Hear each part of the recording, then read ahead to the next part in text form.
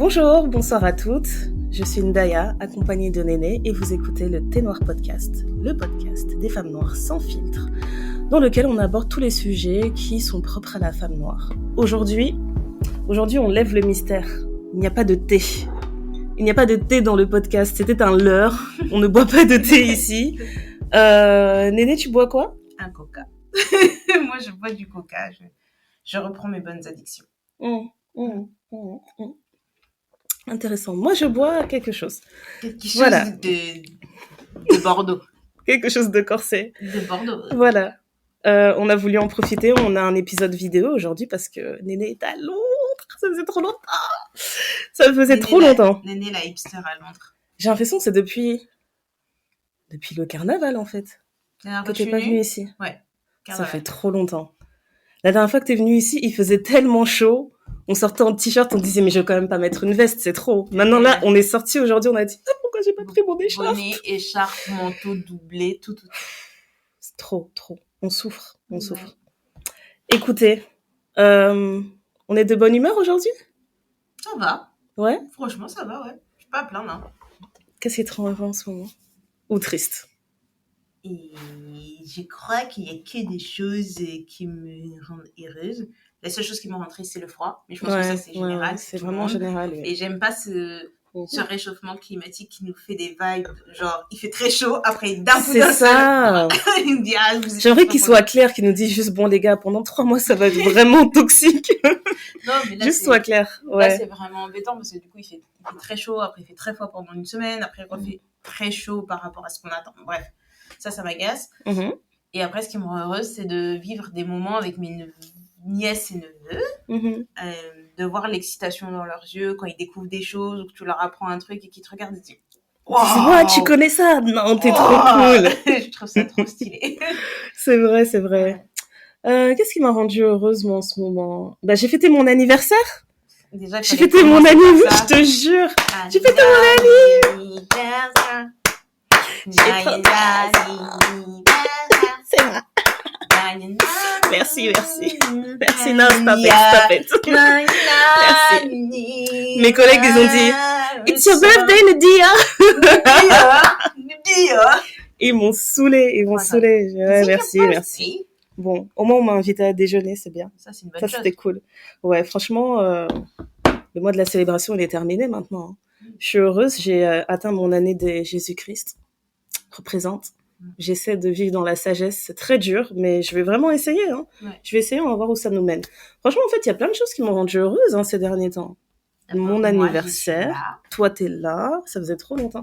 Et je t'ai pas porté comme je fais d'habitude là, quand tu viens. On évite les autres. Non, je vais te porter après. À la fin de l'épisode, je vais essayer de la porter, comme ça on aura un petit bonus. On va voir si ça passe encore. Non, parce que moi j'ai vieilli, je commence à avoir mal au bassin et tout. Tu vas avoir mal au dos. Là, la nénée d'aujourd'hui, c'est pas la nénée du carnaval. Ok. C'est risqué. La nénée du carnaval. Quelle femme. Un petit lutin. Je te jure. Qu'est-ce qui m'a rendue heureuse d'autre? On a passé la barre des 200 000 streams. 200 000, vous vous rendez compte? C'est pas une dinguerie, 200 000 téléchargements. Ce chiffre, c'est un gros mot. Mais... Franchement, on n'arrêtait pas de regarder les stats. Néné, elle me disait, t'es sûre que c'est les bonnes? T'es sûre que... Je sais pas. J'y suis encore sceptique. On est trop sceptique, on n'arrive pas à fêter le succès pour de vrai. On est là. On se dit, d'accord, ça fait beaucoup de gens qui connaissent nos secrets. Bon, voilà. Merci. On se sent nus. Mais c'est bien parfois. À ce qui paraît, dormir nu, ça permet de booster ta confiance en toi et à te rendre plus audacieuse. Ah, c'est ça qu'il nous faut. C'est exactement ce qu'il nous faut. Ouais, en tout cas, merci infiniment. On a passé un gros cap. On a hâte de passer les autres et célébrer non-stop. Je crois que ça fait 7 jours, j'ai pas bu d'eau. Hein. Je célèbre autre chose. Elle boit pas d'eau, elle va checker. Elle est devenue comme une addict. Elle va checker les chiffres tous les jours. Et comme c'est moi qui reçois le code pour vérifier qu'on peut bien se connecter, j'ai dit, est-ce que tu es redevenue une addict? Est-ce que je dois changer à nouveau les mots de passe? Pas une addict, je prends note. Je voulais pas rater le cap. Je voulais que le jour où on passe le cap, on le rate pas. Parce que quand on a passé le cap des 100 000, on s'en était même pas rendu compte. Oui, mais alors... On était en train de se dire, ouais, quand on aura passé 100 000, on fera ça. Et un jour, on voit... Non, mais un jour, tu t'es connecté 4 fois par jour dans la journée. Il y a un jour... Mais oui, parce que des fois... Non, mais attends, mais ça, c'est parce que Apple, tu ouvres un onglet et ça te demande de te reconnecter alors que je suis là, tu vois. C'est ça, bref. Et c'est pas parce que je suis addict, genre j'ai regardé à 8h, après j'ai dit, je vais regarder encore à 9h. Qu'est-ce qui se passe? Qu'est-ce qui a changé? Non, c'était pas ça. Les codes de sécurité me disent autre chose. Ne m'envoie plus les codes. Moi, je propose que tu m'envoies plus les codes. Oui, je sais. Ok. Je sais parce que ne m'envoie plus les codes, ça suffit. Quand on passera les autres câbles, comme ça, un jour, tu me diras, oh, on avait passé les 500 000, tu m'avais pas dit. Je dirais, comment je pouvais savoir? Toujours Maman, j'allais savoir comment. Elle est toujours dans l'excès. Bois de l'eau. Tu bois du vin. Qu'est-ce qui m'a rendue heureuse d'autre? Ah oui, je me suis fait coiffer pour mon anniversaire. Je suis allée chez une coiffeuse qui fait les tresses à domicile, une Camerounaise. Shout out à Josie qui a fait mes cheveux. Meilleure expérience. Ça faisait trop longtemps qu'on n'avait pas pris soin de moi comme ça. Franchement, j'étais partie dans le quartier de Peckham à Londres. C'est un quartier un peu, je sais pas, je dirais que c'est l'équivalent de Château Rouge ou Château d'Eau. Un truc afro-caribéen. Ouais, voilà, tu trouves beaucoup de magasins afro-caribéens, de restaurants, de nourriture africaine, salons de coiffure, les salons de beauté et salons où tu peux acheter tous tes produits esthétiques qui sont ciblés pour la communauté nord, tu trouves tout là-bas. Donc je me suis dit, vas-y, je vais faire comme à Château Rouge, je me balade avec mon afro dans la rue, je vais trouver une coiffeuse. Non, j'ai galéré à trouver. Les gens, ils m'arrêtaient dans la rue, hey chérie, viens, tu veux te coiffer, etc. Mais c'était vraiment des trucs, tu sais, des trucs qui t'énervent. T'arrives au salon, elle est en train de coiffer quelqu'un, elle est à la moitié de la tête, elle te dit, ouais, je vais arrêter, je vais commencer avec toi. Après, je vais reprendre avec truc. J'étais là, non, mais c'est bon, on est des grandes personnes, on va plus vivre ce genre d'expérience où t'es coincé entre les jambes de la tantine quand t'étais petite. Donc au final, j'ai trouvé une coiffeuse qui fait que des tresses à domicile. Et je suis arrivée là-bas, elle m'a mise trop bien. Elle m'a donné, dès que je suis arrivée, elle m'a mis des pantoufles. Elle m'a dit, tiens, tu peux mettre les pantoufles.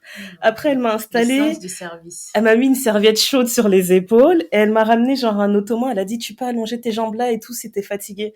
Je me suis dit, jamais de ma vie, une coiffeuse m'a dit si t'es fatiguée. Parce que pour elle, tu vois, il y a que elles qui sont fatiguées, c'est elles qui me coiffent. Donc j'étais choquée, j'étais là. J'osais même pas mettre mes pieds au début, j'étais là. Ouais, non, ça va aller et tout. Et comme j'étais en télétravail, en plus, j'ai sorti mon laptop, donc je me suis mise à l'aise et tout, j'ai travaillé. Et à aucun moment, elle m'a dit, ouais, c'est toi qui sépares les mèches, tiens. Ouais. Donc, tu vois, je me suis dit, quoi. Vraiment une vraie pro. Je me suis dit, limite, tu vois, je m'attendais à ce qu'elle me propose du thé, quoi. Limite. Non, c'était trop beau. Super contente de cette expérience. Et je pense que le seul bémol que j'aurais pour ce mois-ci, c'est que j'en ai marre de trucs, la série Harlem, là. J'ai essayé de rattraper. D'ailleurs, Sweet Brown Sugar, si tu nous écoutes, si tu nous regardes, rembourse-moi mon temps. Elle a pas arrêté de nous dire oui, il faut que vous regardiez et tout, c'est beaucoup mieux, machin. Je me suis dit bon, ok, je vais lui faire confiance. Je vais faire confiance à Sweet Brown Sugar. Mais non, franchement, j'ai pas supporté. Ça passe, c'est pas vrai. Pour moi, c'était pareil que la saison 1, c'était surjoué. En fait, je trouve que la manière dont c'est écrit, c'est comme si c'était dit, on va aborder ce sujet-là, ce sujet-là, ce sujet-là. Et il l'intègre de manière pas du tout fluide en fait dans les histoires des gens, etc. C'est juste pour se dire voilà, on peut cocher une case et se dire on a parlé de tel truc. Enfin, franchement, j'aime qu'on me rende mon temps. Je me dis quand est-ce que Issa Rae elle va ressortir un truc parce qu'on a besoin de contenu frais, de contenu original. J'ai envie que ah oui c'est vrai, Rap Sheet ça revient. Et puis même Michaela Cole, j'avais beaucoup aimé sa série I May Destroy You, même si c'est pas un truc divertissant, tu vois, mais c'était beaucoup plus impactant. Franchement, ça me manque. Je pense qu'on les a prises pour acquises. Néanmoins, nous sommes au mois de mars. Oui. Et au Congo, on fait pas de journée de la femme, on célèbre le mois de la femme. Le mois des femmes. Le mois des femmes. Et apparemment, les Américains, maintenant, ils nous ont créé un truc de Women History Month, donc le mois de l'histoire des femmes. Je sais pas, je pense qu'ils nous ont copié. Je pense qu'on peut dire oui, nous étions sans gêne que voilà, les Congolais ont été précurseurs comme d'habitude. Vous pouvez vous fâcher dans les commentaires si vous n'êtes pas d'accord. Je dirais juste que la congolisation du monde continue. Qu'elle continue, c'est très bien. La conglométisation, là, comme il disait l'autre. Conglométicotisation. C'est long terme. Voilà. Donc, comme à notre habitude, on va faire beaucoup de choses intéressantes sur notre compte Instagram. Donc, n'hésitez pas à nous suivre. Ça va être très, très intéressant. Mais le premier thème qu'on avait envie de traiter pour le mois de la femme, le mois des femmes, c'était l'ambition et l'ambition, la vie professionnelle, la carrière. Trop d'ambition pour voilà. peu de vie. Est-ce qu'on a trop d'ambition? Est-ce qu'on en a pas assez? Qu'est-ce que c'est d'être une femme noire qui a de l'ambition, qui a envie de faire plus que la moyenne? Voilà. C'est ça le sujet. Quand on en a parlé, Nénem a sorti un terme que j'ai kiffé. Elle a dit on est des swingers professionnels. J'étais sûre qu'elle allait le mettre. Franchement, on était là, on était en train de parler calme. On était calme, en train de brainstormer et... Je me demande si ça va être le titre de l'épisode même. Non. Les échangistes professionnels. Non. Parce que swinger, ça veut dire échangiste, pour ceux qui ne savent pas. Oui, mais après, ça va inviter un autre type de public. Bon. Voilà. des stratégies pour faire augmenter les streams. Franchement, c'est très grave. Ça va nourrir ton obsession des chiffres qui vont augmenter. C'est ça. Non. Voilà, moi je pense que le premier point qu'on peut toucher en parlant d'ambition, c'est le fait de travailler solo ou de travailler en entreprise. Ouais. C'est vrai qu'il y a beaucoup de gens qui s'imaginent toujours que l'ambition, c'est créer ta boîte, avoir un truc à ton nom, être ton propre patron, etc. Mais c'est pas forcément l'ambition de tout le monde. Et moi, c'est un point que j'avais trouvé intéressant parce que je parlais avec un ancien collègue qui me disait, voilà, moi j'adore être ingénieur, etc. Mais je sais que je serai toujours ingénieur dans une boîte, j'ouvrirai jamais mon propre cabinet, je serai jamais consultant parce que je sais que j'ai pas une âme de leader. Okay. Et pour moi, ça sera, je vais travailler dans cette boîte ou dans une autre. Ma carrière, elle va évoluer dans une structure et c'est très bien comme ça. Ouais.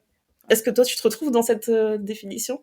En fait, moi, ce que je voudrais dire, c'est que autant les réseaux sociaux, il y a un truc bien dedans parce que ça peut te motiver. Tu as plein de vidéos où il y a des gens qui disent des choses impactantes avec une petite musique. Et puis voilà, y a en 30 secondes, ils te donnent envie de changer ta vie. Dis, ouais, c'est pour moi.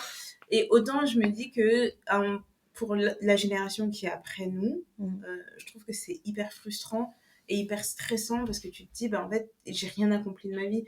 Tu vois, des gamins de 18 ans qui te disent qu'ils n'ont rien accompli de leur vie alors qu'ils ont que 18 ans. Et j'ai aimé aussi beaucoup cette vague où on voyait des personnes plus âgées qui avaient réussi plus tard dans la vie, à 40 ans, à 50 ans, etc. Et je me dis oui, effectivement, parce qu'on a chacun notre timing et forcément, tu peux pas te mettre la pression en disant qu'à 18 ans, tu dois avoir fait ça, à 25 ans, parce que t'as des gens qui ont raté... 18 ans, ouais.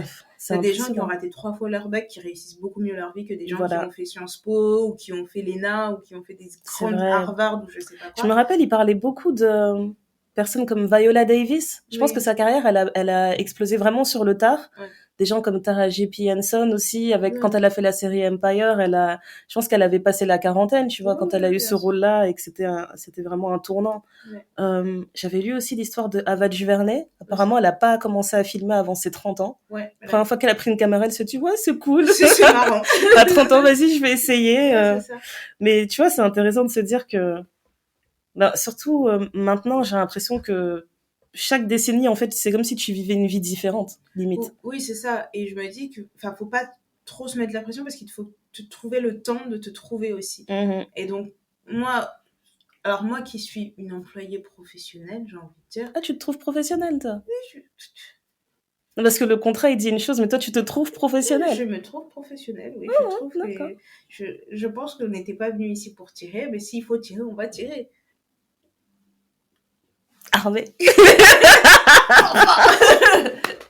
non, mais tu vois, moi je me dis, même si j'ai un esprit assez entrepreneurial du fait de l'environnement dans lequel j'ai grandi, je reste sur le fait qu'avoir une sécurité professionnelle, c'est pas négligeable. De se dire que ça te permet aussi de faire certaines choses.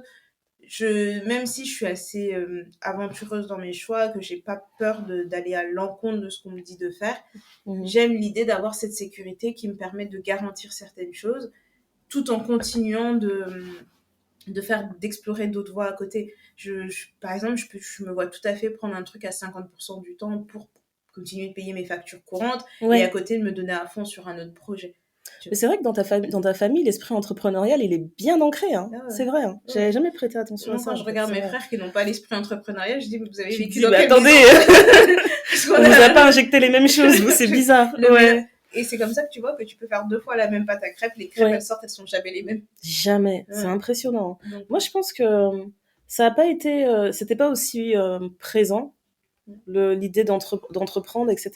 Je sais que l'idée d'avoir une carrière et de réussir et d'être excellent, etc. Après, on est dans une famille africaine. Hein.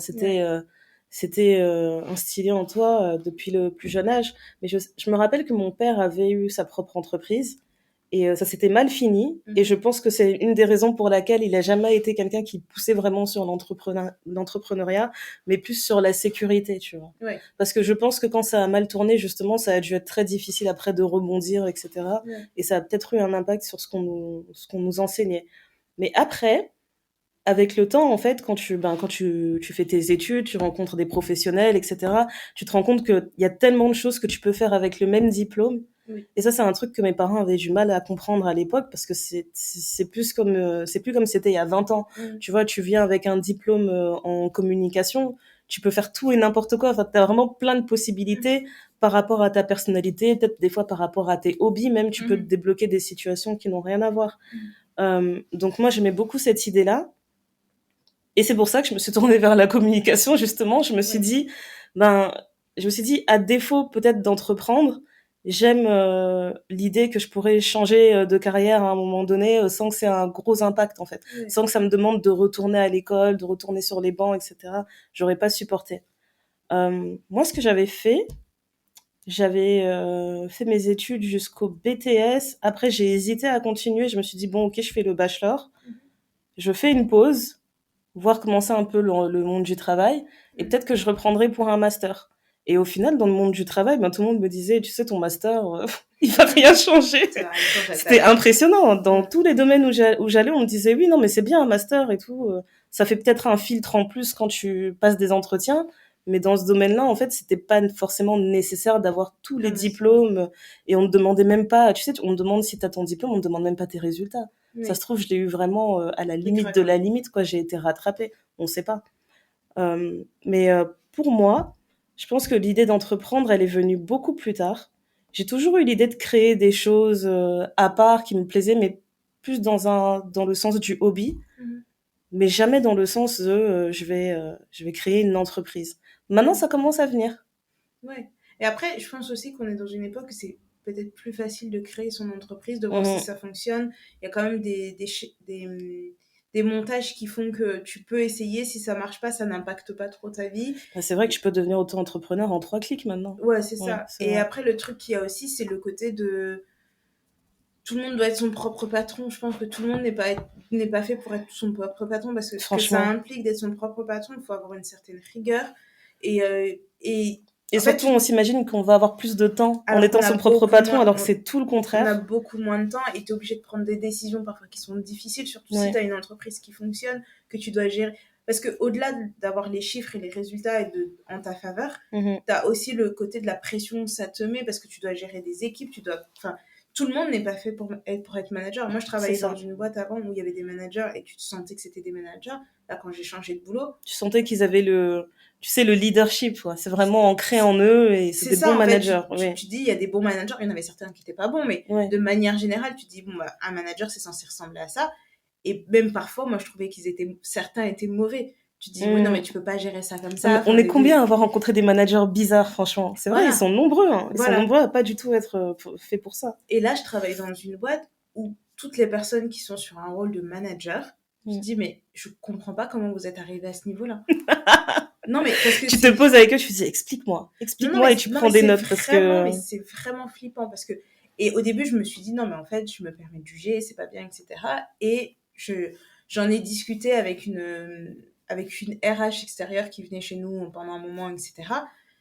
Quelqu'un d'un peu volant, il dit, oui, non, mais en fait, il y a un vrai problème de management dans cette société. Il faut vraiment il va falloir reformer les gens, peut-être. Mais oui. Waouh. Oui, non, mais c'est vraiment un vrai truc. Et je me suis dit, tu vois, moi qui me dis que je vais être mon propre patron, ou moi qui veux avoir plein de choses, tu dis, ouais, je préfère mettre les pieds un peu dedans, voir un peu comment gérer, mais il faut voir comment tu as envie d'être ton patron. T'as différents types de patrons. T'as les patrons qui arrivent un peu comme ça, on les dépose comme un cheveu sur la soupe, ils vont te dire, ouais, il faut que tu fasses comme ça, il faut que tu fasses machin et tout. Puis après, t'as des patrons qui ont les mains dans le cambouis et qui font tout, et qu'ils savent tout de A à Z. Et moi, je sais que comme j'ai vécu les deux. Ouais. Le côté, le patron qui est juste comme ça posé, qui te donne des ordres, mais t'as l'impression qu'il sait pas de quoi il parle. Et le côté où la patronne ou le patron est vraiment dedans, tu vois, il te met de A à Z, tu dis, moi, c'est ça que j'ai envie d'être. Je veux pas qu'on m'arnaque. Genre, tu me dis un truc, je sais de quoi tu me parles. Et là, dans la boîte où je suis, bah, la patronne, elle est comme ça. Elle va dans un service, elle est capable de poser des questions pertinentes et tout machin. Elle va dans un autre service, excellent, elle pose des questions pertinentes, elle soulève des problématiques auxquelles peut-être parfois les gens n'ont pas pensé. Et tu dis, ça, c'est l'expérience aussi qui fait ça, mais en même temps, c'est parce qu'elle s'intéresse. Ça veut pas se dire qu'elle sait tout. Elle va jamais te remplir une déclaration fiscale parce qu'elle sait pas faire. Mais elle te dit, oui, mais en fait, on a ce truc-là à faire, il faut le faire comme ça. Est-ce que vous avez pensé à ci, à ça, à ça? Parce que c'est... Et elle a toujours un regard frais aussi sur ce que tu fais. La façon dont elle change les trucs, la façon dont elle aborde les problèmes. Enfin, moi, je la vois passer de service en service. Pour des deadlines qu'on a dans certains trucs, elle est capable de... Enfin, elle est pas là, genre, elle arrive à 10h, elle part à 16h en disant, ouais, les gens vont travailler pour elle est plus que légitime. Quand il y a une deadline le lendemain, genre machin, elle est là. Elle est là. Genre, si les équipes restent jusque 20h, elle va rester jusque 20h. Si les équipes restent jusque 22h, elle va rester jusque 22h. C'est vrai que c'est tout bête, mais moi je me suis toujours dit que s'il fallait que je crée mon entreprise, il faut que les personnes avec lesquelles je vais travailler, j'ai pas forcément besoin de les former, mais j'ai besoin de savoir, en fait, quand je délègue du travail, je sais pas moi, un vidéaste ou quelqu'un qui fait de la com, de me dire que moi aussi j'ai déjà été à ta place, et tu sais que la personne elle va te respecter aussi. Elle va pas juste, parce que c'est facile de détester son manager, mais si tu sais que ton manager il est déjà passé par ces métiers-là, en fait les différents métiers qui mènent jusqu'à son poste de directeur, bah, tu vas le respecter beaucoup plus, tu vas prêter attention à ce qu'il te dit, tu vas demander des conseils. Moi il y a beaucoup de managers à qui j'avais zéro conseil à demander, je me suis dit mais je vais rien apprendre avec vous. J'avais une responsable, à chaque fois que je lui demandais quelque chose, elle me disait non mais je suis débordée, j'ai 1 milliard de trucs à faire, je sais pas. Et elle déléguait jamais. C'était insupportable. En fait, ça te permet vraiment de prendre note et de voir quel genre de personne t'as envie d'être dans le milieu professionnel. Exactement. Et c'est sûr que, non, en tout cas, si moi je me lance dans un business, je pourrais jamais le faire complètement avec le cran, en fait. J'aurais besoin d'avoir un minimum d'expérience professionnelle qui fait que je peux dire, voilà, il faut que je travaille de telle manière parce que moi j'ai déjà fait ça, j'ai déjà essayé tel et tel truc, ça marchera pas. Ça c'est la manière qu'on va suivre et c'est notre technique et ça a toujours marché depuis des années parce que j'étais dans l'industrie. L'ouverture de se dire qu'on peut t'apporter quelque chose. On peut t'apporter aussi quelque chose, c'est vrai. C'est vraiment, je pense que c'est ça qui est vraiment difficile, c'est de se dire que t'as une recette qui fonctionne bien.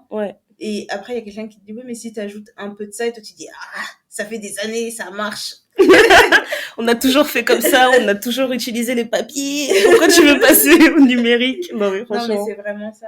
C'est ça qui est un peu difficile, mais enfin, moi, je vois les gens dans ma famille. Enfin, je sais que si demain je leur dis que je veux devenir astronaute, tout le monde va être là. Ouais, ok, comment on fait et tout? On t'inscrit dans quelle école? Allez, go! C'est vrai. Tu vas être astronaute. T'es là, tu te dis, ok, calmez-vous, les mecs. C'est excellent, je te jure. Mais c'est pour plein de trucs. Et c'est bien, c'est rassurant. C'est de se dire que t'as quand même aussi un filet de sécurité parce que t'as des gens qui ont expérimenté dans certains domaines et qui sont capables de te dire écoute, moi j'ai fait ça, ne refais pas la même erreur que moi, j'aimerais faire comme ça, j'aimerais faire comme ci. Et même entre nous, au-delà de mes frères, et voilà, au-delà de mes frères, je veux dire, j'ai aussi mes cousins, cousines, certains, on a aussi le même esprit entrepreneurial parce que on est dans la même famille et tu te dis, quand quelqu'un vient de te parler d'un projet que tu es capable de dire, bah, ouais, mais je trouve que là, c'est pas bien construit. Ou quand t'as quelqu'un qui te présente un truc, il dit, ouais, je pourrais commencer là, mais je préfère commencer petit, m'assurer que ça soit bien assis, machin, etc.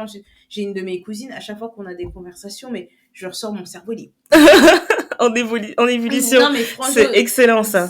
Franchement, je trouve que c'est une richesse, justement, de se dire que il faut d'attendre que toutes les personnes dans ton entourage, justement, aient passé un certain âge, un certain cap, parce qu'ils ont chacun des richesses à t'apporter dans leur industrie, etc. Quand j'y pense maintenant et que je regarde notre entourage, à chaque fois que quelqu'un m'annonce, je sais pas, un accomplissement qu'ils ont fait dans le cadre de leur travail, je me dis, non, mais t'as vu le carnet de contacts qu'on s'est fait, là? C'est incroyable. Dans ton entourage, tu peux avoir des gens dans des industries tellement différentes et tu auras toujours un point de vue frais et intéressant. Parce qu'il y a des rebelles qui sont sortis du schéma, docteur, avocat, ingénieur. Voilà. Chez nous, c'est soit médecin, soit avocat, soit ingénieur. Les autres métiers n'existent pas. Franchement, ils n'existent pas. À comptable aussi. Ils n'existent pas. Mais franchement, c'est choquant. J'en parlais avec une amie où on était en train de se dire, mais tu te rends compte comment nos parents ils nous ont éduqués. Et aujourd'hui, tu vois, aujourd'hui, à l'heure actuelle. J'avais envoyé un message à mes parents pour leur dire, voilà, je suis contente parce que le podcast, il a passé tel cap, etc. Et ils étaient en train de dire, mais c'est super, on est super contents que t'as atteint ce... Il y a 10 ans, genre, tu vois, faire un podcast, on est super contents que t'as atteint ce point et tout. Non, mais franchement, tu excelles dedans, continue, etc. Et je me disais, mais c'est incroyable parce que il y a quelques années, c'était moi qui vous disais, j'ai envie de faire de la communication. Ils étaient, la communication, c'est quoi? Ça va te nourrir? Ça va payer des factures, communiquer, c'est quoi? Tu parles. Franchement, je trouve ça dingue. Après, je suis contente qu'ils aient fini par se faire une raison, tu vois, mais je trouve ça tellement drôle de dire comment les parents aussi ont évolué là-dessus et ils sont beaucoup plus encourageants et t'accompagnent. Donc, franchement, moi, je trouve qu'en tout cas, pour ma part, c'était vraiment le moment idéal, en fait, pour commencer à créer des choses moi-même et à vraiment m'épanouir dans ce que je fais et apporter ma touche dans tout ce que je fais. Moi, ce que je fais, en tout cas, dans le cadre pro, parce que oui, Nénel a dit je suis une employée professionnelle. Je suis une employée professionnelle. Et ça s'avère que moi aussi, j'essaye d'être une employée professionnelle. Des libertés. Je suis dans une relation ouverte. Avec swingers. Je vais te faire un t-shirt swinger. Non, je suis dans une relation ouverte avec mon employeur. Okay. Je lui suis fidèle, mais en même temps, il sait que... Ça m'intéresse. Il sait que potentiellement, j'ai d'autres projets. Mais on a une relation de confiance. Ils le savent. Oui. Moi, j'en ai parlé juste récemment. Là, bon, je suis employée aussi à Londres. Je suis employée en temps plein. D'ailleurs, le temps plein ici, mais quel cauchemar. 40 à 45 heures. Moi, quand ils ont dit ça, j'ai dit « Ah, la France !» J'ai pleuré, j'ai dit « La France !» Mais 68. Elle y met son gilet jaune. Je te jure, j'étais choquée. Je leur ai dit, j'ai dit « Non, vous savez, en France, ils ont dit « Ah !» You're so funny, Nadia. So franchement. Non, mais oui, je suis employée 40 heures par semaine minimum. Mais moi, j'en ai parlé juste récemment là avec mon directeur du fait que je faisais aussi le podcast parce qu'il m'a demandé, oui, en toute transparence, tu te vois où sur le long terme? Je lui ai dit, alors, le long terme, moi, depuis la pandémie, j'aime pas qu'on parle du long terme. Ouais. J'ai dit, pardon, le monde nous a bien montré, l'univers nous a bien montré qu'on peut être chamboulé à tout moment. Donc, long terme, moi, je fais plus. Je lui ai dit, sur les 3 à 5 ans, peut-être, on peut en parler, mais pas plus. Et donc, je lui ai dit avec honnêteté, je lui ai dit, franchement, le podcast arrive à ça, on s'attendait pas à ça, on a d'autres idées, on a des projets, etc. Et il m'a regardé avec des étoiles dans les yeux, il m'a dit, mais c'est fascinant, parce que pour le contexte, il a 47 ans, je crois. Il a dit, c'est fascinant, mais cette génération, vous avez créé tellement de métiers, il y a tellement de métiers qui sont arrivés, en fait, avec l'ère du digital. Il me dit, ouais, moi, il y a 10 ans, on parlait de webmaster, je regardais les gens, genre, c'est quoi un webmaster? C'est quoi un web développeur? Et il me dit, ouais, qui aurait cru, en fait, que le podcast, par exemple, ça se développerait autant? Et il me dit, vraiment, c'est fascinant, moi, je t'encourage à continuer. Je lui ai expliqué que je travaillais aussi, parce qu'en fait, c'est quelque chose, enfin, j'ai identifié une industrie dans laquelle je sais que j'arrive à être assez compétente, où j'arrive à être, j'arrive à être productive et j'arrive à faire d'autres choses en même temps. Donc, je lui ai dit, pourquoi arrêter? J'ai pas l'intention d'arrêter, à moins que je me rends compte qu'avec le podcast, ça me prenne plus de temps et que ça paye beaucoup plus. Il m'a dit, non, je te comprends parfaitement. Et j'ai trouvé ça super. Je sais pas si c'est parce que je regarde Londres avec un filtre d'amour, mais j'ai trouvé ça vraiment pas français de sa part de m'encourager autant à faire autre chose que ce que je fais, que ce pourquoi il me paye, tu vois. Après, moi, je l'ai vécu en France, donc je parle assez librement, dans une certaine mesure de ce que je fais en dehors du travail. Ça veut dire que je viens pour un travail, mais j'estime que tout ce que je fais après le travail, ça ne vous regarde pas, ça vous ne concerne pas. Tant que je suis performante au travail, je me vois mal inviter certains collègues en leur disant « Regardez, j'ai fait ça, venez voir, venez liker, tout ça ». Alors que je sais qu'il y a d'autres personnes qui sont comme ça et que ça permet aussi de les aider pour développer d'autres choses. Donc, je comprends tout à fait, mais parce que le podcast, c'est pas la première activité extra-professionnelle que j'ai. Mais quand j'en parle, je dis « Oui, je fais ça ». Il dit « Ah, mais on sait si peu de choses sur toi ». Oui, en fait, vous n'avez pas besoin. Comme on est... pour moi, les individus sont pluriels. Je suis Néné, la professionnelle qui fait tel métier dans votre société, mais une fois que je quitte votre société, j'ai une autre vie qui commence, et après ça, j'ai encore une autre vie qui commence. Donc, j'essaye de concilier le tout, mais c'est pas toujours évident. Mais je pense que c'est sur mon dernier job où vraiment, là, j'ai mis sur mon CV un truc que je fais à côté. Et je pense que c'est grâce à ça que j'ai eu mon job, parce qu'ils m'ont dit, mais c'est incroyable ce que tu fais. Et donc, du coup, ça consiste en quoi et tout. Et donc là, tu commences à en parler et les gens, ils te regardent. Et moi, qui a l'impression que c'est un petit truc, genre, je dis, ouais, ils te disent, oh, mais t'es incroyable. Non, mais c'est ça, tu vois. Ouais, c'est grand ce que tu fais. Non, mais c'est vraiment ça. Et puis même. Mais c'est grand ce que tu fais. Je sais pas. J'ai même ma boss, tu vois, genre, j'ai vraiment une très très bonne relation avec ma boss et je suis vraiment chanceuse là-dessus. Et donc, du coup, je me permets de me confier à elle sur certaines choses parce que pour moi, c'est un vrai exemple. C'est une femme qui a réussi dans une entreprise qui est plutôt dominée par des hommes. Elle a su s'imposer, elle a su avoir sa vie de femme. Elle s'est mariée, elle a eu des enfants, mais elle a eu des postes dans des endroits. Elle a fait le tour du monde pour son travail. Donc, t'as des vrais mentors, en fait. C'est super. C'est ça, en fait. Ça me fait du bien d'être face à une femme qui potentiellement est ce que je pourrais devenir, c'est-à-dire une femme qui évolue dans un monde plutôt dominé par des hommes et qui est capable de faire son nom et elle est hyper connue. Enfin, genre quand tu parles d'elle dans le milieu, tout le monde dit ah ouais tu travailles pour elle, mais incroyable et tout cette femme. Et moi, et moi on est là le matin, on fait le Congo ça dans son bureau. Et tu dis mais t'as vu l'autre ce qu'il a fait, mais c'est n'importe quoi. Tu vois, t'as la meilleure position là tu vois, par rapport à elle, c'est vrai. Mais le truc c'est que tu vois elle est hyper simple et elle a des exigences, elle a un niveau d'exigence et je me dis mais elle peut pas en être arrivée là où elle en est si elle a pas son niveau d'exigence. Et quand j'ose m'aventurer sur d'autres terrains ou lui poser des questions déjà par rapport à mon travail, comment m'améliorer, etc., ou même par rapport à elle ce qu'elle a fait et elle me dit mais vous faites quoi, mais vous machin, et que tu vas sur certains terrains, la façon dont elle te regarde, tu te dis mais par rapport à ce que vous avez fait, c'est rien. Elle dit non, vous rendez pas compte. Mais ça n'empêche pas d'être inspirée, etc. Ouais, voilà. C'est ça. Elle dit, vous rendez c'est pas bien, elle n'est pas un but de sa personne. Oui, mais c'est rassurant. C'est rassurant, sinon j'allais prendre mes valises et partir. Mais en fait, c'est quand tu parles avec les autres que tu te rends compte de tout ce que tu fais. Parce que j'ai parlé avec plusieurs personnes dans le milieu du travail. En fait, il y a peu de gens qui font autre chose. Qui font autre chose en dehors du travail, ouais, c'est vrai. Il y a des personnes qui n'aiment pas mélanger les choses. Ils se disent, c'est soit je suis employée, soit je suis à mon compte, et c'est dur de mélanger. Moi, c'est vrai que j'aime bien mélanger quand même. Ouais. J'ai l'impression qu'un job, ça remplit pas assez tes journées. Ouais. Mais pour le coup, là, en ce moment, je suis sur un job et un deuxième job, et peut-être 3-4 hobbies. Ouais. Je peux pas les appeler des entreprises, mais je dirais que c'est 3-4 hobbies différents qui rapportent aussi de l'argent. Et d'ailleurs, j'ai du mal avec cette idée-là. Hein. Ouais. Tu vois, par exemple, quand moi j'avais 16 ans, je pense que c'est à 16 ans que je commençais à dessiner, etc. Mes parents, ils tombaient sur les feuilles, ils étaient là, mais tu dessines trop bien, mais tu peux vendre tes dessins, tu vas vendre des dessins. Ma fille, elle va être artiste, elle va vendre des dessins. Et moi, j'étais là, mais j'aime bien dessiner, c'est tout. J'ai pas dit que j'allais vendre des dessins. Non, et j'ai beaucoup de mal avec cette idée-là de juste avoir un hobby tu sais, pour les raisons pour lesquelles les gens ont des hobbies, en fait. Normalement, c'est pour te vider la tête, c'est pour passer un moment juste avec toi, avec tes idées, tu sais, de te décompresser et de pas être productif, justement. Mais malheureusement, et maintenant, quand t'as un loisir créatif, bah, en fait, ça te prend de l'argent d'avoir un loisir créatif. Donc, il y a toujours un moment dans ta tête où tu te dis, je commence à m'améliorer dans ce loisir, est-ce que je peux pas en faire un business? Moi, je fais du bricolage, beaucoup de bricolage. Je me suis rendu compte que la zone dans laquelle je suis, il y a j'ai trop de matières premières. j'aime trop chiner. Je suis devenue accro à tout ce qui est vintage.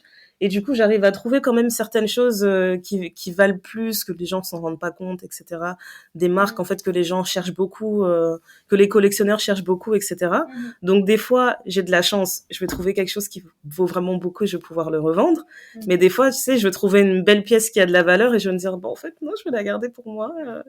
Tu vois, on me dit, ah, ça vaut 700. Je dis, ah, ça vaut 700, mais c'est bien dans ma cuisine. Ça reste dans ma cuisine. Ça fait bien.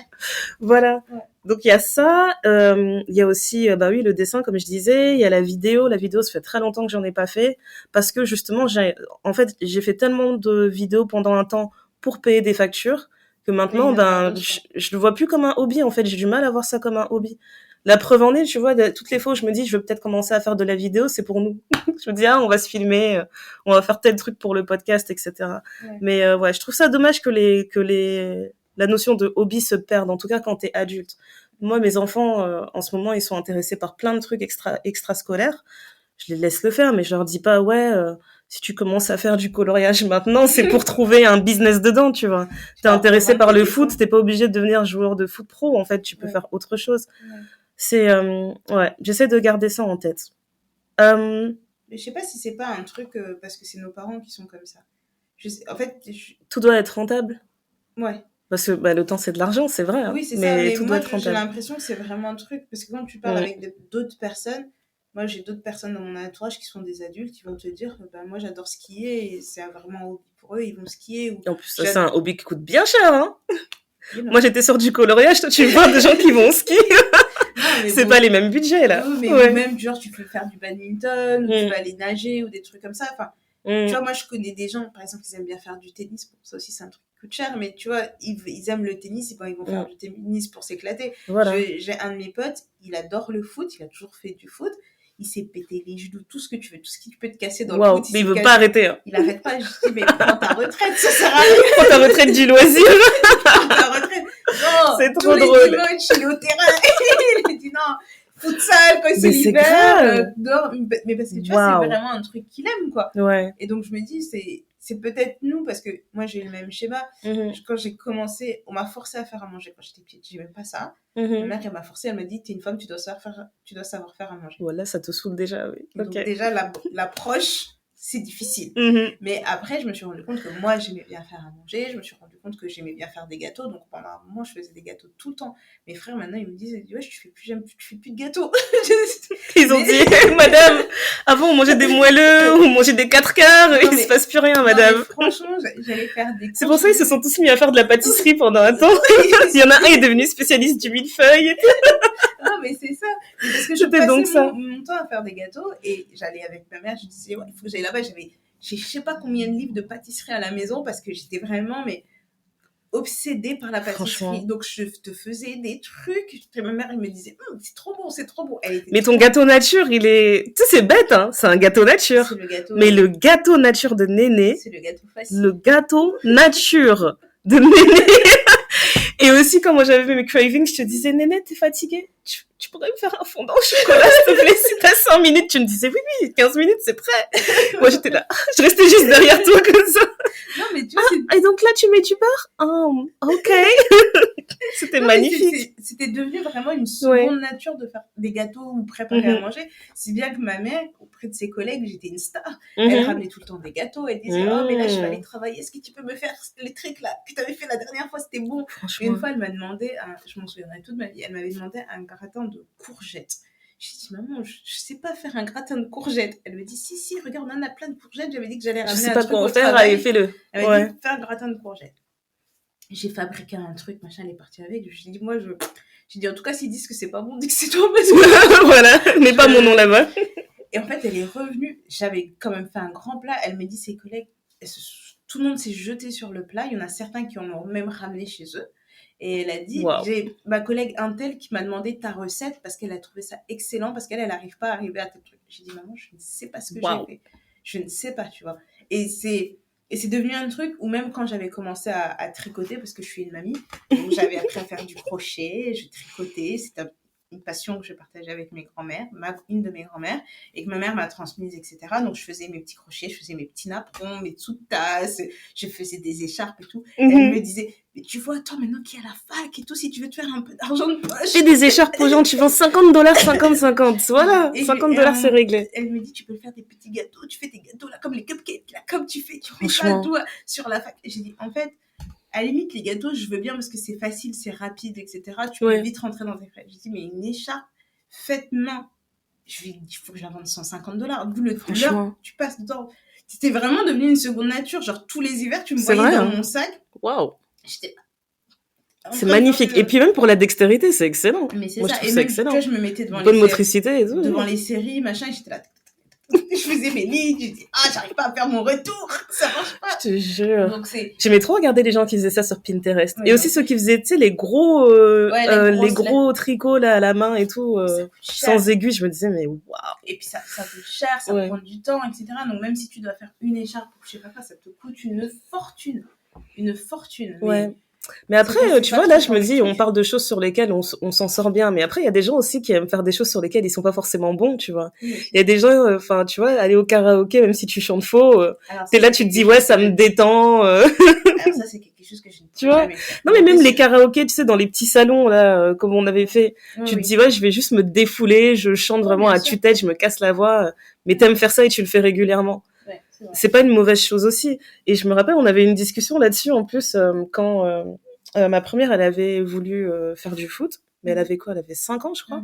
Et en fait, elle allait aux entraînements et on était morts de rire avec mon mari parce que on était dans les gradins pendant l'entraînement et t'as envoyé une, elle était genre main dans les poches sur le terrain. Mais tu sais, tu vois le coach qui dit aux enfants, il siffle, il dit allez, tout le monde court là-bas, tu la vois, une main dans les poches en train d'avancer tranquillement. Et je lui disais, mais si demain on lui dit ouais, est-ce qu'on arrête le foot? Et elle te dit non, j'adore et tout, mais à chaque fois tu la vois, tu vois qu'elle est nulle. Tu vas la laisser y aller. Il me disait ben non et tout, c'est une perte d'argent machin. Et je disais tu vois, je suis pas sûre en fait. Peut-être qu'il faut la laisser explorer le truc. Tu sais, laisse-la explorer le truc et tout. Si elle te dit vraiment je me sens pas bien dedans, mais non, au final elle s'amuse. C'est juste elle est pas douée.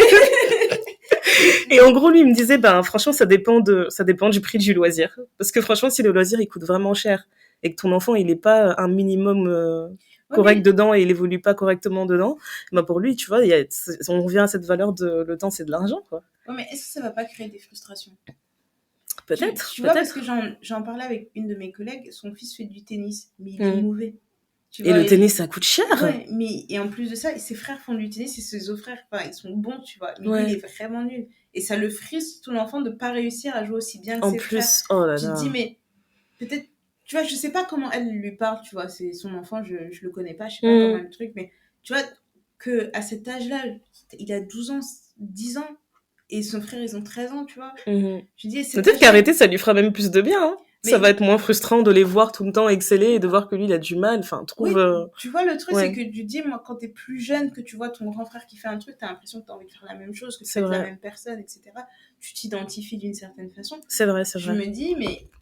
la façon dont un parent réagit, ça peut soit augmenter ta frustration, soit te renforcer dans l'idée que tu n'es pas fait pour ça et décider de découvrir ce pourquoi tu es fait. Mais après, ça peut être difficile. Je sais pas si toi tu le vois entre tes enfants où tu te dis, ils ont l'habitude de faire ça tous ensemble, et puis un jour il y a quelqu'un qui va découvrir un autre truc, les autres ils vont dire, moi aussi j'ai envie de faire ça, après ils se rendent compte que j'aime pas ça. Ils sont toujours comme ça, moi aussi, on y va tous. Après ils disent, non, en fait c'est nul, tu peux le garder, tu peux garder ton truc, c'est éclaté. Non, mais c'est tout un truc un peu... Je trouve que c'est quand même assez compliqué. Surtout quand t'es... Moi, c'était une dynamique différente parce que j'étais la seule fille. J'avais 4 frères, ils faisaient tous du foot. À l'époque, le football féminin, c'était pas... C'est pas ce que c'est. C'est pas ce que c'est aujourd'hui. Donc, ma mère ne serait jamais venue à l'idée de m'inscrire au foot. Et même si je voulais jouer avec les garçons, je pense que leur coach, ils m'auraient jamais laissé jouer avec eux. C'était vraiment typique, quoi. Les garçons font du foot et moi, je faisais de la danse, quoi. Il n'y avait pas de... Voilà, le seul truc qu'on a... Un de mes frères et moi, on a fait en commun, c'est le théâtre. C'est le seul truc. Mais après, le reste... C'est déjà bien. Oui, c'est déjà bien, mais j'ai pas fait ça très longtemps. Après, on n'est pas obligé de toujours partager. Moi, j'aime bien l'idée que les enfants, ils aient chacun leur univers, qu'ils soient pas tout le temps ensemble. Tu vois, ce que je veux dire, c'est que là, aujourd'hui, je me dis... Si demain ma fille elle me dit qu'elle veut devenir judoka, je vais jamais lui dire c'est pas un truc de fille, tu devrais aller faire de la danse, etc. Enfin tu vois, je vais pas je pense que je vais moins réfléchir en fonction du genre pour ce qu'elle veut faire. Genre si elle veut me dire, j'ai une de mes meilleures potes, elle fait du rugby et je trouve ça excellent, mais elle est vraiment rigoureuse dans le rugby. C'est ça, un hobby pour elle, tu vois, elle y va chaque semaine, elle me dit ça me permet de faire mon entraînement, j'ai jamais le temps de faire du sport, mais ça je le fais. Mais ça elle aime le faire, elle le fait bien. Elle fait les tournois, elle fait les machins, etc. C'est son truc, ça. Quoi. Et je me dis, tu vois, il y a quelques années, tu m'aurais dit, une fille fait du rugby, j'allais dire, c'est quoi ça encore? Mais là, je me dis, tu vois, il y a moins ce truc d'orienter le hobby en fonction de ton genre. Genre, si elle veut faire de la guitare, je m'en fiche, si elle veut faire de la danse, pareil, si j'ai un fils, le truc, c'est Billy Elliot, le film? Oui, Billy Elliot, oui. C'est lui qui fait de la danse. Si mon fils vient me voir et qu'il me dit, maman, je vais faire de la danse classique, je vais lui dire, bon. Ok. On va se préparer à casser la gueule à des gens. J'ai dit, vas-y. On va y aller, tu vois. Moi, je fais de la boxe. Tous mes oncles, ils me regardent, ils me disent, mais pourquoi tu fais la boxe? T'as pas besoin. Je dis, mais moi, j'aime bien, ça me défoule. Il dit, non, mais quand tu dis ça, eux, ils s'imaginent que tu vas en compétition, tu vas te faire démolir la gueule pour le plaisir, tu vois. Faut pas abuser ton visage. Faut pas abuser, là. Mais je pourrais faire des compètes, c'est juste parce que ça me tente pas et que je suis pas assez régulière parce que malheureusement, le travail prend le pas et que voilà, mais dans le club où je suis inscrite, tu peux faire des petites compétitions. Ils ont toujours un petit tournoi tous les mois où tu peux monter sur le ring ou quoi que ce soit. Tu te testes un peu et tout, ouais. C'est juste que j'ai pas le temps. Si j'étais vraiment régulière comme j'ai envie d'être régulière, j'irais trop te voir. Je serais ta première cheerleader devant. Là. Je sais. Tu vois, la dernière fois que Tony Yoka, il a joué, il a contre le Congolais, justement. Oui. T'entendais tout le monde crier en lingala à côté, c'était magnifique, ce serait moi. Ce serait moi, bétaillé. Je serais en train de hurler à Non, côté, mais c'est je vrai. te jure. Mais, Bon, pour revenir à l'entrepreneuriat, qu'est-ce que, tu vois, imagine demain, t'as un proche qui te dit, voilà, j'ai une idée de business, etc. Moi, je vais arrêter de travailler, je vais faire tel truc. Qu'est-ce que tu donnerais comme conseil à une personne qui a envie de se lancer? Parce que moi, je pense que le premier truc qui me viendrait à l'esprit, c'est de m'assurer que la personne, elle a vraiment trouvé bien sa cible, tu vois. Elle a bien identifié une niche, etc. ouais. J'ai l'impression que ça joue beaucoup maintenant, parce qu'en fait, de prime abord, en fait, tu peux t'imaginer que toutes les industries, elles sont saturées. Ouais. Que, en tout cas, la majorité des industries, elles sont saturées. Mais en réalité, en fait, quand tu trouves une niche que tu as bien identifiée et que tu as bien identifié un besoin, il y a toujours la possibilité d'exceller, tu vois. Moi, le conseil que je donnerais, le premier truc, c'est de ne pas se jeter sans un filet de sécurité. Mmh. Parce que, tu vois, c'est comme quand tu pars d'un travail, il ne faut pas partir en mauvais terme. Parce que Voilà. tu sais pas ce que c'est pas la à peine vie... d'insulter les gens, etc. Tu sais pas comment tu vas les recroiser, on sait jamais. Oui, c'est vrai. Peut-être au bout d'un an, tu vas devoir revenir en disant, bon, en fait, je m'étais trompée. Si je peux reprendre mon travail, je c'est bien. t'assure. Donc, aussi, ça assurer d'avoir un filet de sécurité, autant financièrement que de se dire que peu importe ce que tu quittes avant, tu t'assures de bien couper, de couper propre. Parce que bizarrement, dans ma petite expérience de vie, quand les gens ont j'ai l'impression que quand certaines personnes ont toujours des difficultés, c'est parce qu'ils ont toujours des ruptures agressives et brutales. Et donc, mais c'est pas, et puis ça manque aussi, ça prouve aussi d'un manque de maturité, tu vois. Ouais. C'est vrai, ouais. C'est vrai. Donc, du coup, je me dirais ça. Après, oui, effectivement, il faut s'assurer d'avoir une bonne niche, etc. Mais il faut pas se freiner en se disant, par exemple, il y a des Uber, Deliveroo, il y a Just Eat ou des trucs comme ça. C'est tous des services de livraison, mais ils ont chacun trouvé leur public. C'est vrai. Et tu as certains restaurants, ils sont sur les 4-5 plateformes. Mais, franchement. Donc, il ne faut pas se limiter en se disant, ouais, il y a déjà plein de trucs qui existent, machin. En fait, je vois pas quelle économie est saturée au point où tu ne peux pas t'épanouir dedans. C'est vrai. Parce que tu vas toujours toucher un public. C'est pareil, exemple, pour le maquillage, il y a combien de marques de maquillage dans ce monde? Et ça va pas s'arrêter, je pense. Hein. Parce que moi, à chaque fois que je vais dans un magasin, il y a toujours un nouveau corner d'une marque dont j'ai jamais entendu parler. Ouais. Enfin, hier, on était... C'était hier ou avant-hier? On était à Selfridges. Avant-hier. Un équivalent de, je sais pas, de printemps ou de Galerie Lafayette. Ouais. Et on a vu une marque de beauté qui s'appelle Ouais. Et genre, c'était écrit en grand, Ouais means yes in French, but the more relaxed version of yes. Et j'étais là, vraiment, vous avez brainstormé ça, vous vous êtes dit, on va créer une marque de beauté qui s'appelle Ouais. En plus, il n'y a pas le S, ils ont écrit un ouais bizarre, je me suis dit, bon, bref. Oui, mais peut-être que pour les Américains, si tu mets un S, ça fait ouais. Ça les perturbe. Ouais. J'ai trouvé ça trop drôle, je me suis dit, ben, en effet, c'est pas saturé, hein. C'est une industrie. Pour moi, elle a toujours l'air saturée parce que je suis pas la cible. Mais c'est vrai qu'il y a des gens qui sont toujours friands de tester des nouvelles choses dans cette industrie, c'est impressionnant. T'as plein d'influenceurs qui lancent leur marque de beauté, t'as plein de gens qui vont faire des partenariats avec des marques de vêtements ou de marques de sport quand t'es un influenceur forme, santé, sport, etc. Enfin, je pense que c'est un truc où au début, moi, la façon dont j'analysais le truc, c'était vraiment genre, ouais, mais t'as déjà 10 marques qui font ça, je vois pas pourquoi moi je vais faire ça. Ouais. C'est comme quand il y a eu les box beauté, t'en avais plein sur le marché. Ça explosait très très vite, oui. Et les gens ont été vite fatigués aussi de ça, on dirait. Oui, mais moi, je pense que s'ils ont aussi été aussi vite fatigués que ça, c'est que c'était toujours la même chose, t'avais peu de variations dans le sens où, ben, tu vois, t'avais pas de box beauté pour les femmes noires, ou alors qu'un certain type de peau, en termes d'échantillons, et aussi au niveau des marques, en fait, en termes d'échantillons, tu avais toujours le même type d'échantillon. Et quand tu veux, même si tu veux faire une box beauté spécialiste pour les peaux noires, ça coûte cher en fait. Faire un échantillon, ça coûte plus cher que faire un produit en taille fine. Donc, tu vois, c'est pas rentable pour les marques de faire ce genre de truc. C'est ça. Et du coup, quand tu vois tout ça, mais à côté de ça, tu as des marques de beauté qui... Alors, chez Sephora, ils appellent ça les beautés ethniques, mais tu vois, tu as des marques qui spécialisent dans les peaux noires, spécialisent dans les peaux asiatiques, spécialisent dans les machins. Et ça continue, et ça se multiplie, ça se multiplie, ça se multiplie. Je sais pas, les influenceuses beauté, même si après le Covid, il y en a certaines qui ont un peu changé leur façon de voir. Elles ont beaucoup changé leur ligne éditoriale. Elles continuent de fonctionner, elles continuent de recevoir des produits, elles continuent d'être invitées à des trucs, etc. Tu vois.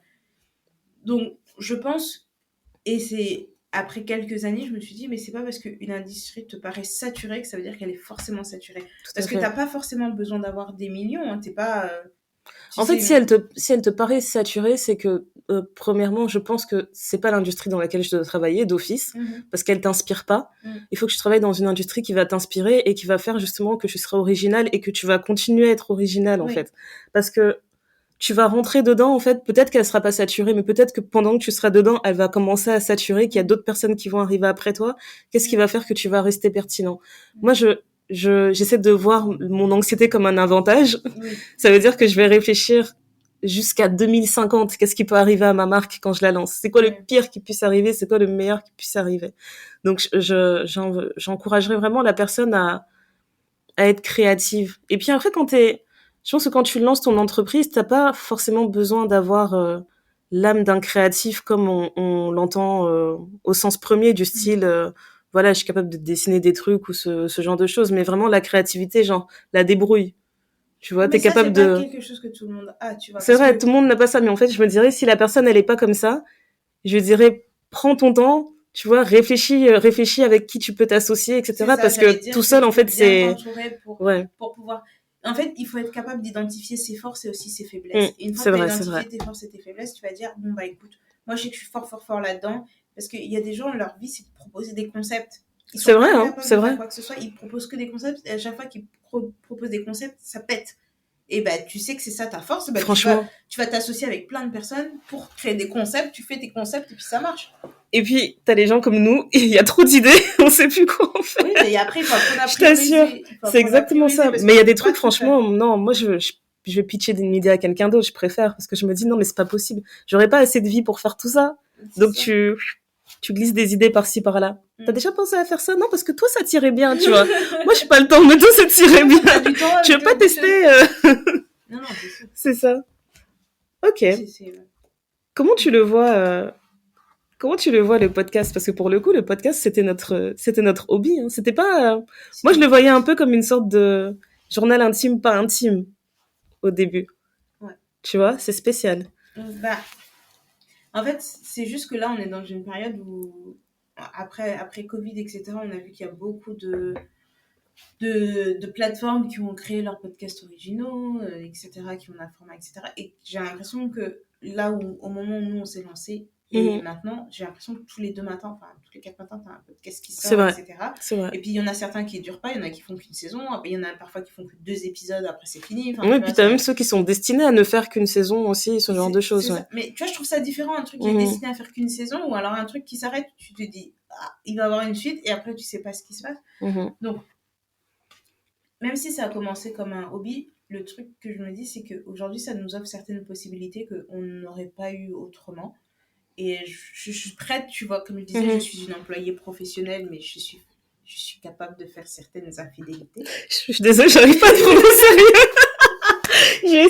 J'essaye, mais non, vas-y, dis-le. J'arrête. Okay. J'ai mon filet de sécurité, mais je ne m'empêche pas d'explorer d'autres voies. Et je me dis, là, je veux... Et c'est ce que j'avais dit à Ndaya à un moment donné, je dis, la boîte dans laquelle je suis heureuse parce que je sens que je peux m'épanouir dedans. Mais je veux pas juste me consacrer à ça et puis laisser le podcast. Je veux vraiment explorer les 2 trucs à fond parce que j'estime que c'est dans la polyvalence que tu excelles. Que moi, j'excelle. Je dis pas pour les autres, mais que moi, j'excelle. Ça veut dire que... Moi, je suis à 1000% d'accord avec toi. Je pense que je me retrouve vraiment dans cette phrase. Ouais. Voilà, parce que je me dis, je peux apprendre... C'est pas parce que j'ai un travail qui me permet de payer mes factures et qui me permet de m'épanouir et de découvrir certaines choses sur moi, que je ne peux pas l'exploiter pour autre chose. Exactement. Et donc, c'est comme ça que moi, je fonctionne. C'est que je me dis, là, ce que je fais, j'apprends énormément, mais ce que j'apprends là-bas, ça peut être applicable pour le podcast, ça peut être applicable pour une autre aventure que j'ai envie de faire. Et je me dis, bah, quand je vais créer... Et parfois, j'ai des trucs... C'est vrai, en fait. C'est vrai qu'il y a des gens, ça les fatigue d'apprendre des choses. Ouais, non, mais tu vois, toi, tu le vois vraiment en disant, non, je l'apprends, c'est pas perdu. Ça servira forcément à un moment donné. Il tourne à 1000 à l'heure et je me dis, bah... Et ça, je pense que parfois aussi, c'est mauvais parce que tu as l'impression que tu sais tout faire. Et quand tu dis ça, j'ai des flashbacks de quand on a lancé le site internet, on devenait folle. Ouais. Non, mais on devenait folle, on disait, donc webmaster, c'est vraiment un métier. On dormait plus. On dormait plus. Wow. Et tu te dis, bon, bah là, je suis capable de le faire. Et maintenant, tu te dis, bon, là, ce que je trouve où on a quand même mûri, c'est de se dire que en fait ça on peut pas le faire. On a nos idées, etc. Mais on a besoin d'un regard extérieur parce que parfois t'as tellement la tête dans le guidon que tu vois pas que tu fonces dans un mur. Tu vois pas que tu fonces dans un mur, et aussi des fois on a tendance, en fait, quand t'es tout seul, t'as tendance à focaliser sur des choses qui en fait ne sont même pas importantes, tu vois. Comme t'es vraiment sur 1000 dossiers en même temps, tu fais un blocage sur une virgule dont personne n'a prêté attention, on savait même pas qu'il y avait une virgule là-bas, mais toi t'es là, est-ce que c'est pertinent de mettre une virgule à cet endroit? Je sais pas, j'ai l'impression qu'ils vont me percevoir différemment, ils vont se dire qu'on n'est pas... Et en même temps, tout est suranalysé aussi. Enfin, c'est vrai. C'est un peu un couteau à double tranchant, mais là, ce que je me dis, c'est que je vois pas pourquoi je me permettrais pas d'explorer le truc à fond et de m'arrêter quand je sens... j'aurais vraiment aucun problème, même si ça me fend le cœur, de dire bon bah là je pense que je suis arrivée au bout, je vois pas ce que je peux te donner de plus, je vois pas ce que ça peut m'apporter de plus, et je suis prête à passer à autre chose et de me concentrer sur d'autres choses. Mais ce qui est bien, c'est comme c'est un truc qui est à notre image, et ben là ce qu'on est en train d'explorer, on a l'image qu'on a créée nous deux, mais explorer aussi ce que ça nous apporte individuellement et comment on peut avancer individuellement de notre côté, parce que on n'est pas des siamoises, on a des envies complètement différentes, on a des vies complètement différentes. Donc là, on a la possibilité de travailler ensemble et de se dire, bon, bah, on peut faire ça ensemble, on est capable de se retrouver là et de s'entraider et de s'apprendre des choses mutuellement. On apprend, on s'élève. On s'élève, on est capable de se motiver quand il y en a une qui est un peu moins motivée, on est capable de se dire les choses aussi, parce que c'est pas évident. Enfin, je pense que ce qu'on fait toutes les deux, j'aurais pas pu le faire avec n'importe quelle autre personne de mon entourage. C'est sûr. Et je pense que c'est une des raisons pour lesquelles il y a certains programmes, en fait, qui tiennent pas. Parce qu'en fait, je pense que ça, en tout cas, quand tu fais un podcast à plus d'une personne, ça demande une certaine alchimie. Et l'alchimie, tu vois, c'est pas quelque chose que tu peux créer. Si tu l'as pas, tu l'as pas. Si tu l'as pas, tu l'as pas. Et si t'es pas capable de communiquer, tu vois, je pense que ça nous a mis du temps de pouvoir se dire, écoute, là, je suis fatiguée, vraiment, je ne peux pas. Je peux tout faire, mais là, en ce moment, je suis désolée, je n'ai pas le temps. Je veux me concentrer là-dessus parce que c'est important, et aussi accepter que l'autre n'ait pas le temps pour quelque chose, parce que, en fait, de se rendre compte qu'on n'est pas au même timing. De se rendre compte que toi, parfois, tu vas avoir beaucoup d'énergie pour faire un truc, et moi, en fait, mon énergie, je vais la mettre ailleurs. Parce que je sais qu'en mettant l'énergie ailleurs, ça va nous apporter par la suite, et de comprendre que, ok, là, toutes les deux, on est hyper motivés, on va travailler matin, midi, soir dessus, et puis à un moment donné, ça va être Daya qui va travailler énormément dessus, je vais lui dire, non, mais là, je peux pas. Tu vas dire, slow down. Je vais lui dire, non, mais écoute. Et puis, c'est bien parce que Daya est plus créative que moi, dans le sens traditionnel. Merci, je prends le compliment. Non, mais tu vois, dans le sens traditionnel du terme, c'est qu'elle elle a une âme beaucoup plus artiste, beaucoup plus, je dirais peut-être intuitive, mais tu vois, vraiment plus, genre, j'ai envie de faire un truc, j'imagine, machin, bon, allez, on y va, etc. Et toi, t'incarnes vraiment la raison. Et moi, je suis là, je dis, ok, on peut s'envoler, mais il nous faut des parachutes. Voilà, c'est pragmatique, la raison, elle me dit, j'aime beaucoup cette idée. Au vu de nos finances, madame, au vu de notre capital énergie, je pense que ce serait judicieux de se concentrer sur l'idée principale. Non, c'est vraiment ça. C'est ça. Et parfois aussi, c'est un bon mélange. T'as besoin d'être infusé d'un peu de ce, ok, je saute sans parachute, advienne que pourra, et parfois t'as besoin aussi de dire, ah non, je vais mettre mon parachute parce que sinon on va se mettre dedans. C'est vrai, c'est vrai. Et ça nous a mis je pense qu'on a pris du temps pour trouver cet équilibre et de se dire que bon, bah là, alors, ce qui est bien, c'est qu'on a réussi à voir les choses de la même façon. On a toujours le même objectif par rapport au podcast. Et là, on travaille pour atteindre cet objectif-là et on arrive à se tirer pour aller vers cet objectif. Mais en fait, je pense que c'est parce que même si on n'a pas les mêmes ambitions, etc., on reste quand même dans les mêmes valeurs. Tu vois, je pense que si on se retrouvait à un stade en fait où les valeurs elles commencent vraiment à différer, ce serait dur de rester dans la même mouvance. Mais en fait, tu vois, c'est bizarre, mais j'étais un peu émue quand t'as dit si on arrive aux limites du podcast, etc. Je serais pas j'arrêterai en fait, je vais pas forcer. Et c'est ce que je me dis aussi en fait. Je trouve que c'est une super aventure, mais à un moment donné, je suis sûre qu'on va atteindre nos limites, tu vois. Je ne vois pas à 60 ans encore se poser et dire, écoutez, l'été noir. Alors hier, on était au mariage du fils de machin de truc, tu vois. Et j'avais mis une mini-jupe. On a changé Non, mais après, qui sait? Peut-être que ce sera intéressant, tu vois. Mais je pense qu'à un moment donné, on va atteindre la limite et on se dira, en fait, ce sera pas une grosse rupture pour nous parce que la vie elle continue, tu vois. Tu fais déjà partie de ma vie avant, tu feras partie de ma vie après, donc c'est pas cute. Et Je vais pleurer ce soir. Non, mais en fait, de se dire que c'est pas parce qu'on a une partie de notre vie qui est enregistrée, qui est partagée, qu'on ne peut pas continuer d'impacter la vie des gens comme on a envie d'impacter la vie des gens différemment. Et puis tu sais, il y a des gens qui sont impactés par des épisodes qu'on a enregistrés en 2018, quoi. Donc, tu vois, je me dis que même si le podcast prend fin, il y a toujours des gens qui peuvent le découvrir. En fait, il est là, il fait partie de l'espace public, quoi, maintenant. Il est dans le domaine public, donc c'est pas un problème. La seule chose qui pourrait le rendre démodé, c'est que les réalités soient complètement différentes, ce qui peut arriver dans 20, 30 ans, mais pour ce qui est de nos contemporains, je pense que ça va continuer de fonctionner. C'est ça. On va passer au sujet qui fâche. Les coups durs, parce qu'il y en a eu, hein. Il y en a eu beaucoup. Pas seulement dans le podcast, mais dans la vie pro. Comme je disais précédemment, moi, j'aime beaucoup faire des contrats. Ah non, je pense que je l'ai pas dit, en fait. Je suis employée en ce moment.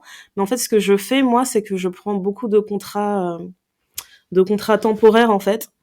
Et j'aime bien cette idée, en fait, parce que ça me permet de mettre beaucoup d'énergie parfois pendant un temps, peut-être 80% dans le domaine salarial, et mettre 20% de mon énergie dans le podcast, et après d'avoir une pause, en fait, entre différents contrats où je vais me dire, pendant un mois, je vais me concentrer à 100% sur une chose. Pour l'instant, moi, ça me convient parce que, déjà, je suis pas seule. Je conseillerais jamais ça à quelqu'un qui dépend uniquement de ses revenus, en fait, ce serait trop risqué. Et même comme ça, il y a quand même des situations dans lesquelles, en fait, c'est un peu complexe, tu vois. Tu peux pas avoir droit aux mêmes choses, en fait, en service bancaire ou dans ce genre de choses, en fait, en Angleterre, quand t'as une personne qui fait du temporaire. Mais pour l'instant, moi, j'y trouve ma pomme. Donc, ça me convient très bien. Mais j'avoue que l'an dernier, j'ai eu un gros coup dur parce que j'ai trop pris mes aises dans un contrat. J'ai beaucoup trop pris mes aises, et juste au moment où j'étais en train de dire à Néné, tu sais quoi, si eux, ils me proposent un contrat en permanent, peut-être que je vais l'accepter. Peut-être que si on me propose un CDI là-bas, je vais y réfléchir, je vais me dire, bon, tu sais, j'ai trouvé mon coin tranquille, j'ai le iPhone du bureau, j'ai le laptop du bureau. T'es à l'aise, quoi. J'étais trop à l'aise. J'avais installé tous mes logiciels par rapport au podcast sur l'ordi du travail. Je me disais, c'est très bien. Et en fait, j'étais tellement à l'aise que je me suis même pas rendu compte que, quand mon contrat approchait de la fin, en fait, qu'ils envisageaient pas du tout, en fait, de me prendre en permanent. Et en fait, je pense que j'ai jamais été aussi affectée, en fait, par un changement de job. Ça m'avait vraiment choquée.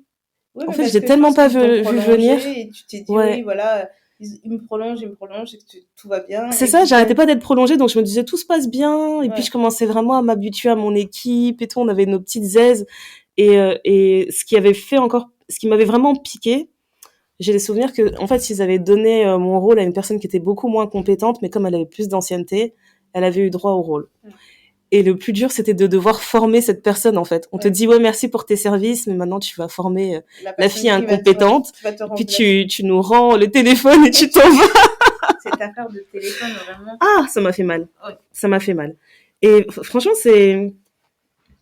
c'était juste, sur le coup, en fait, c'était vraiment un coup dur, parce que tu sais, quand tu t'es face à un coup dur, tu remets tout en question. Bien sûr. Tu te demandes, est-ce que j'ai été vraiment assez professionnelle? Est-ce qu'il y a une chose qui manquait? Est-ce que j'ai fait des erreurs? etc. Et en fait, je pense que ce moment-là, il était important pour moi, parce que là, j'ai vraiment passé un cap où avant, par exemple, j'étais dans un job, j'arrivais à faire mon travail, voilà, on tarit pas d'éloges sur moi, Ndaya, c'est super, t'as tout fait dans les temps, blablabla, et j'arrive à faire aussi d'autres choses à côté, etc. Je suis super contente, et je me dis toujours, j'avais toujours ce truc de dire, non, mais c'est parce que j'ai le temps, non, mais t'en fais pas, j'avais le temps.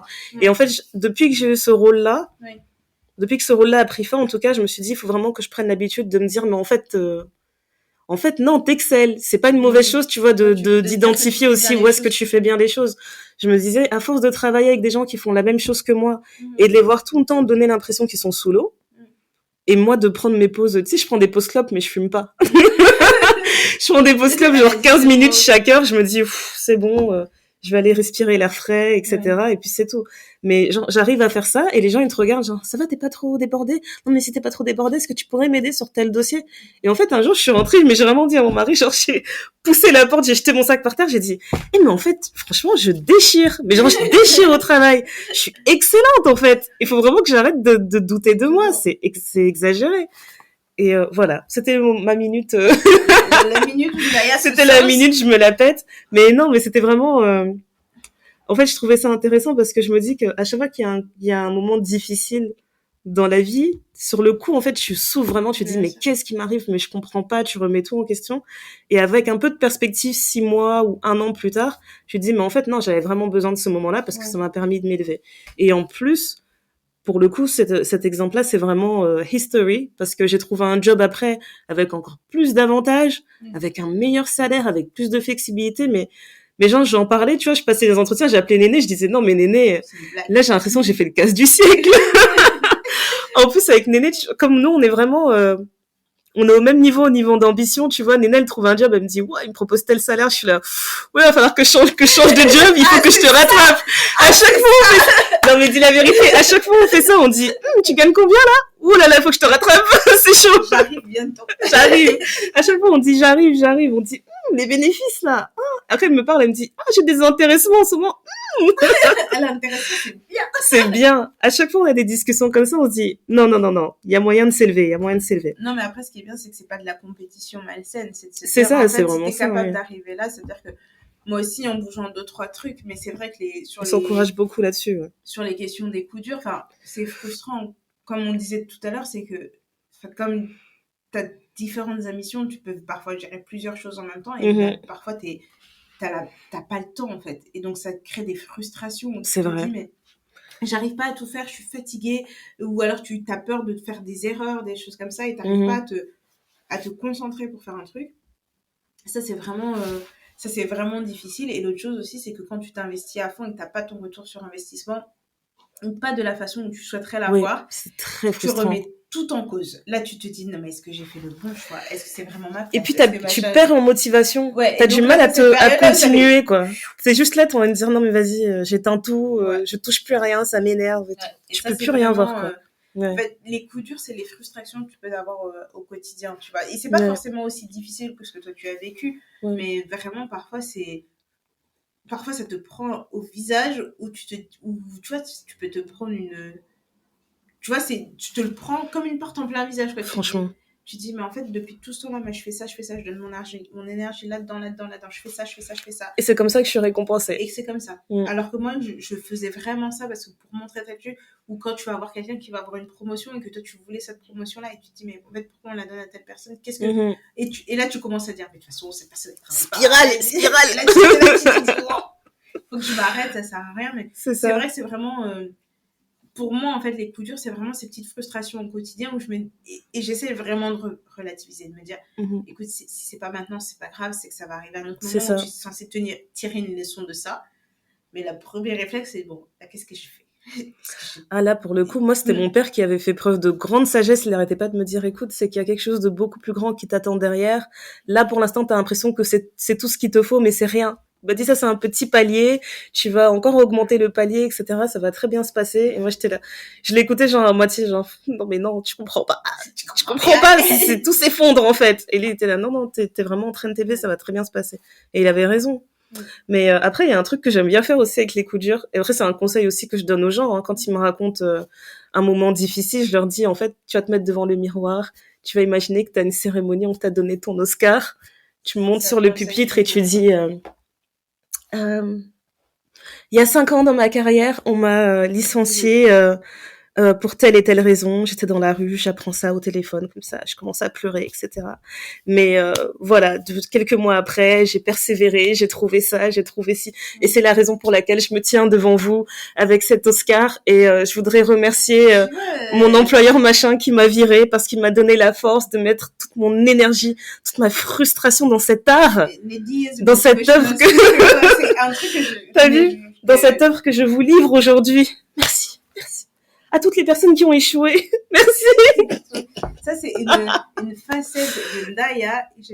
Si un jour, vous m'avez dit que j'allais la voir en motivational speaker, j'allais dire, allez. Alors là, Alors là, moi je crois que c'est à cause de l'autre là. C'est à cause de mon mari là. le mec que tu fréquentes. Ouais, le gars que je fréquente. Ah, ouais. Je crois que c'est à cause de lui. Mais non, mais c'est trop vrai parce que franchement, une autre fois je parlais avec une amie, elle me racontait un truc. Pour moi, c'était rocambolesque.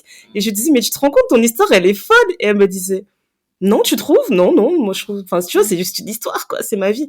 Et en fait, quand t'as pas cette perspective, tu te rends pas compte, en fait, des grosses étapes qui se sont passées dans ta vie, tu les vois pas de cette manière. Et je trouve ça, après, comme tu l'as dit, c'est le côté créatif, mais j'aime bien l'idée de romancer un peu les choses et de se dire, tu vois, il y a un happy ending derrière. Il y avait une raison, en fait. Moi, le seul truc que je me dis, c'est que quand la larve, elle est devenue papillon, tu vois, elle devait être comme ça.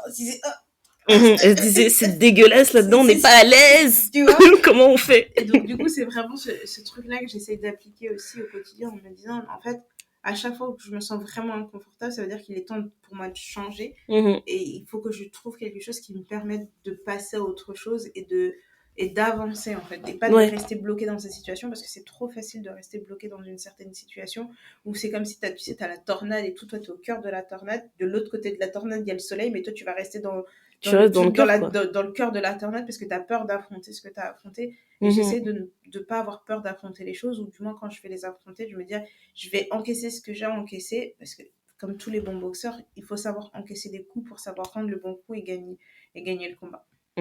Donc, tout à fait d'accord. C'est un peu... Bon, là, c'est beaucoup de sagesse qu'on voulait. T'as vu, hein, non, mais en plus, j'allais venir au point suivant, j'allais dire, franchement, comment on fait pour s'améliorer, comment on a fait pour s'améliorer dans les années et tout, en termes de personnalité, de travail, même d'éthique de travail, en fait. Alors, moi, ce que je fais depuis toujours, je pense que j'en ai déjà parlé dans le podcast, c'est l'introspection tout le temps au moment de mon anniversaire. Oui, c'est vrai. Le nouvel an, pour moi, c'est rien. Ce qui compte, c'est mon anniversaire, parce que c'est là que je me renouvelle. Et la semaine, en général, avant mon anniversaire, je remets tout en question. Tous mes choix, je me dis, ben voilà, l'année dernière, j'étais là, j'avais envie de ça, qu'est-ce que j'ai accompli, qu'est-ce que je veux faire, où est-ce que je vais aller, etc. Les objectifs que j'ai dans la vie. Je peux vous le livrer aujourd'hui. Un de mes objectifs dans la vie, c'est d'être la meilleure grand-mère du monde. Donc, c'est-à-dire que je fais les meilleurs gâteaux, je fais les meilleurs papiers cadeaux, j'ai les meilleures anecdotes. Tu vois, quand tu dis ça, mais ma les meilleurs secrets sur, tu veux savoir des dossiers sur ton père? Je vais te raconter, je vais te dire. Être la meilleure mamie du monde, c'est mon objectif ultime dans la vie, tu vois. C'est vrai, c'est vrai. Et j'en ai parlé avec un de mes collègues, il m'a dit, mais donc il y a des gens qui ont des objectifs de s'acheter des maisons, d'avoir des Porsche, d'avoir autant d'argent, des trucs. Et donc, toi, ton objectif ultime, c'est d'être la meilleure grand-mère du monde. J'ai dit, oui, moi, je serais la grand-mère du quartier qui connaît tous les enfants, et les petits-enfants qui viennent et qui disent, ah, salut mamie, je serai mamie nénée du quartier. C'est ça mon objectif dans la vie. Ça déchire. C'est vraiment... Ça déchire. Mamie nénée du quartier. Franchement. Mais c'est impressionnant. Mais du coup, c'est le fait de faire cette introspection à chaque fois à mon anniversaire, donc tu remets tout en question, tu remets tes choix, tes envies aussi en question, tu te critiques aussi énormément, tu te dis, bon bah voilà, et je dirais pas que c'est se comparer, c'est tu vois par rapport à tes pairs. Tu observes autour de toi, tu dis, bon bah voilà, il y a ça, il y a ça. Et aussi de se rappeler que c'est pas parce que tu fais pas la même chose que tout le monde que ça veut dire que ce que tu fais est moins valable que le reste. C'est parce vrai. que tu peux avoir tous les gens autour de toi qui sont en train de se marier, puis toi t'es pas marié, tu te dis, oh putain, je suis pas mariée. Ou tu vas avoir tous les gens autour de toi qui sont en train d'avoir un enfant, tu te dis, oh putain. T'as tout le monde autour de toi qui achète une maison. Oh shit. Je suis en retard. Et je fais vraiment un effort conscient de me rappeler à chaque fois que mon timing n'est pas le timing des autres, et que même si je regarde autour de moi, je vois tout ce que les autres ont accompli, je suis heureuse pour ce qu'ils ont accompli, mais que moi, ce que j'accomplis, c'est pas moindre par rapport aux autres. C'est vrai.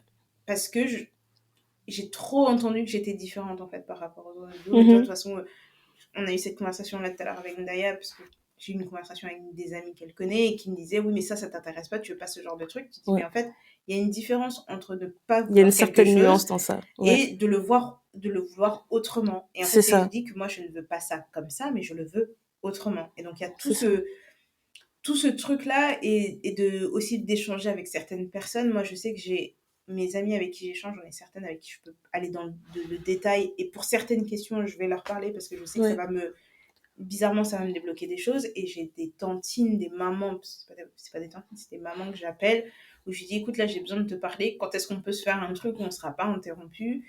J'ai la chance d'avoir une maman un peu à l'écoute, mais bizarrement, je trouve que ma mère, c'est pas pareil. C'est jamais pareil, tu sais, j'ai fait l'expérience la dernière fois pour une situation particulière. J'ai dit, écoute, quand tu as un petit moment, appelle-moi. Elle m'a dit, oui, voilà, je suis tout de suite, machin, etc. Je lui explique toute la situation et tout. Alors, elle me pose des questions. Parfois, j'ai l'impression que c'est des questions éclatées. Je lui dis, mais... Elle dit, non, mais c'est pour t'aider, pour vraiment avoir tu vois, l'image complète du problème. Je dis, oui et tout. C'est valable, hein? Oui, après, elle me demande d'envoyer des photos. Je dis, là, tu commences à exagérer. Gère-toi. Et donc...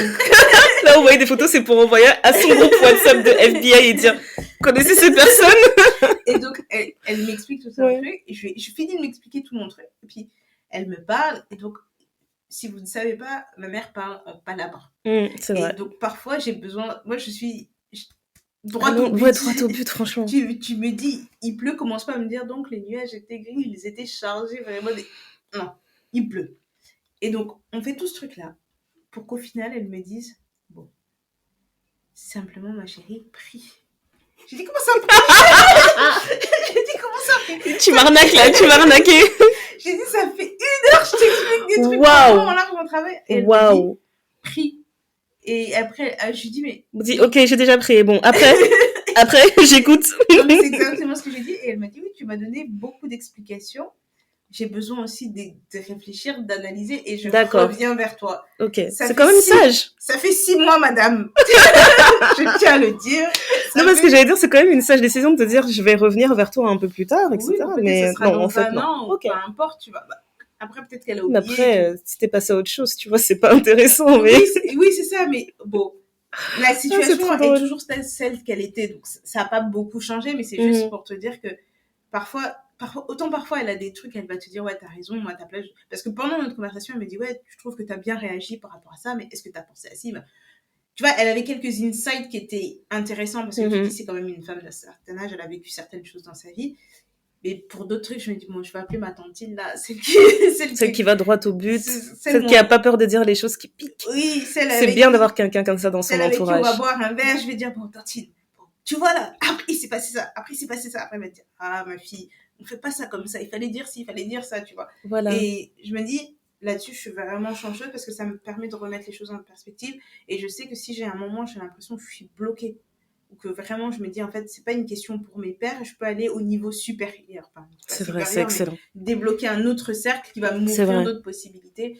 Et le seul regret que j'ai par rapport à ça, c'est que je sais que quand mes grand-mères elles avaient toute leur tête, elles te glissaient toujours un truc dans l'oreille, tu te dis ah mamie, bon conseil, mais aussi la petite dose de sagesse là avant de partir, la petite dose de sagesse, tu te dis bon ça c'est bien, mais aussi j'ai remarqué que quand il y a quelque chose qui me tracasse, parfois je vais avoir des conversations les plus random avec des gens et il y a une phrase, ça m'est arrivé une fois, c'était flippant, j'ai regardé la personne, j'ai dit t'as dit quoi là?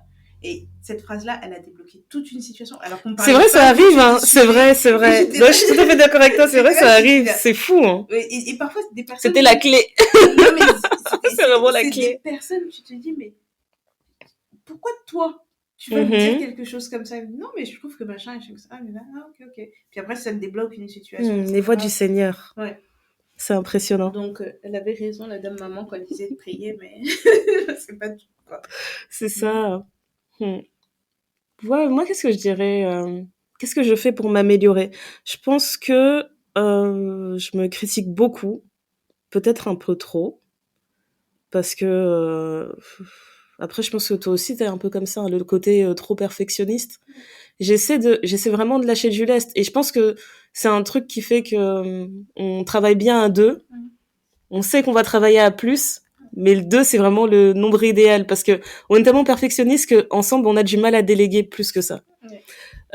Ce qui fait que déjà ça a ses bons côtés et ça a ses mauvais côtés. Mais le côté perfectionniste fait que tout ce qu'on fait est double checké au moins, tu vois. Oui, puis ça prend plus de temps que ouais, ça prend, et puis parfois ça prend trop de temps. Mais bon, en tout cas, c'est double checké. Ce qui fait que dans le cadre du podcast, moi j'aime bien me réécouter. Parce que je sais que c'est un truc, c'est valable juste pour moi, mais je sais qu'en termes de diction, j'aimerais bien m'améliorer, j'aimerais que ma façon d'articuler mes pensées en fait soit plus claire, etc. Et il y a d'autres personnes qui vont me dire non, moi quand je t'écoute c'est très clair, etc. Je vais dire oui c'est très clair, mais c'est pas le niveau que j'ai en tête en fait. Je veux passer à un autre niveau, donc je vais tout faire en fait, je vais tout mettre en place pour que je puisse improver, améliorer en fait ce trait. Donc ça va être pas des TED Talks, j'aime pas écouter les TED Talks, mais je vais écouter d'autres programmes audio, justement, où je sais que ces personnes-là sont beaucoup plus articulées, elles sont au niveau au moins que j'espère atteindre, la lecture qui va me permettre d'enrichir mon vocabulaire, etc. Enfin, c'est tout bête, tu vois, comme tu m'expliquais dans les Sims. Dans les Sims, il faut que tu fasses telle chose, ça te débloque des compétences. C'est pas bête, tu vois. Il n'y a pas à réfléchir le truc différemment. Donc j'aime bien cette idée en fait de faire ça, de me réécouter, de marquer mes petites notes, etc. Dans le milieu pro, franchement c'est pas pour me la péter, hein, mais j'ai pas l'impression que j'ai besoin de m'améliorer, tu vois. Je me dis, je sais pas s'il y a vraiment un point d'amélioration à avoir en fait. Je trouve que ce que je fais pour l'instant, ça me convient très bien. Je dis pas que je suis parfaite, mais j'ai pas l'impression que j'ai besoin d'améliorer quelque chose pour débloquer un nouveau niveau en fait.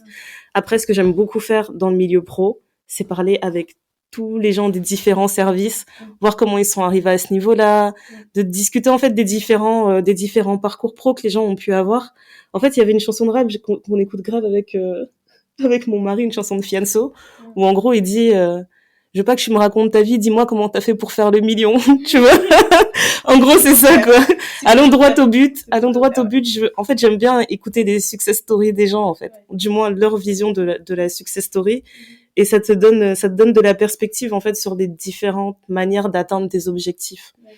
Et une chose que j'aime beaucoup, sur laquelle j'aime beaucoup insister, c'est que j'arrive à me comparer à d'autres personnes et à me dire ça, j'apprécie ça, c'est cette personne. J'aimerais bien être un peu plus comme ça, etc. Sans que ce soit de la compétition, tu vois. Je peux voir quelque chose chez quelqu'un qui est meilleur que chez moi et me dire, ah, c'est super, et célébrer cette personne et me dire, ben voilà, tu vois, dire directement à la personne, j'aime beaucoup ce que tu fais, ça m'inspire beaucoup et j'essaie d'être comme ça. Quel conseil tu peux me donner? Quel conseil tu peux me donner? Mais je trouve que c'est vraiment important parce qu'on a tendance des fois à se mettre en compétition sur des choses sur lesquelles tu sais, c'est même pas rentable en fait. Il y a pas besoin. Ça m'est déjà arrivé des tonnes de fois en fait dans le cadre professionnel où tu vas travailler avec des gens avec qui tu es sur le même niveau, on va dire. Que tu sois là ou que tu sois pas là, ça va pas impacter leur travail, ça va pas impacter leur évolution, mais ils sentent quand même le besoin d'être en compétition, c'est toujours un combat, etc. Et j'ai toujours eu du mal avec ça. Je sais que je suis très combative sur certaines choses, mais j'ai pas besoin d'être en compétition avec d'autres personnes. Je trouve que je suis déjà assez dure avec moi-même pour commencer à souffrir, etc., à regarder les autres et à me dire non, ça va pas, regarde, t'es horrible, telle personne a fait ça, tu sais même pas faire ça, et tout. Je pourrais pas. Franchement, je pourrais pas. Après, moi, la compétition, enfin, j'ai pas cet esprit de compétition et j'ai une de mes meilleures potes qui a énormément l'esprit de compétition. C'est incroyable. Enfin, genre, quand elle va commencer un nouveau boulot, faut qu'elle arrive et qu'elle soit la meilleure tout de suite. Enfin, sinon, elle le vit mal, etc. Et j'admire ça chez elle parce que si elle en est là où elle en est aujourd'hui, c'est parce qu'elle a cet esprit-là. Moi, j'ai pas cet esprit-là. Et je pense que si j'avais cet esprit-là, je serais... je dirais pas plus loin parce que je trouve pas que je sois pas bien là où je suis, tu vois. Mais je pense qu'il y a des choses que j'aurais faites différemment ou j'aurais pu obtenir plus de choses parce que je me Mais je me demande si ça apporte vraiment plus, tu vois. Parce que t'as pas forcément besoin t'as pas forcément besoin de passer des niveaux où, tu sais, tu combats un grand méchant comme dans les jeux vidéo pour t'élever, tu vois. Mais pour elle, oui, parce que ça lui a ouvert des portes que si elle avait pas eu cet esprit-là de se dire je dois être la meilleure, elle aurait pas ouvert ces portes-là.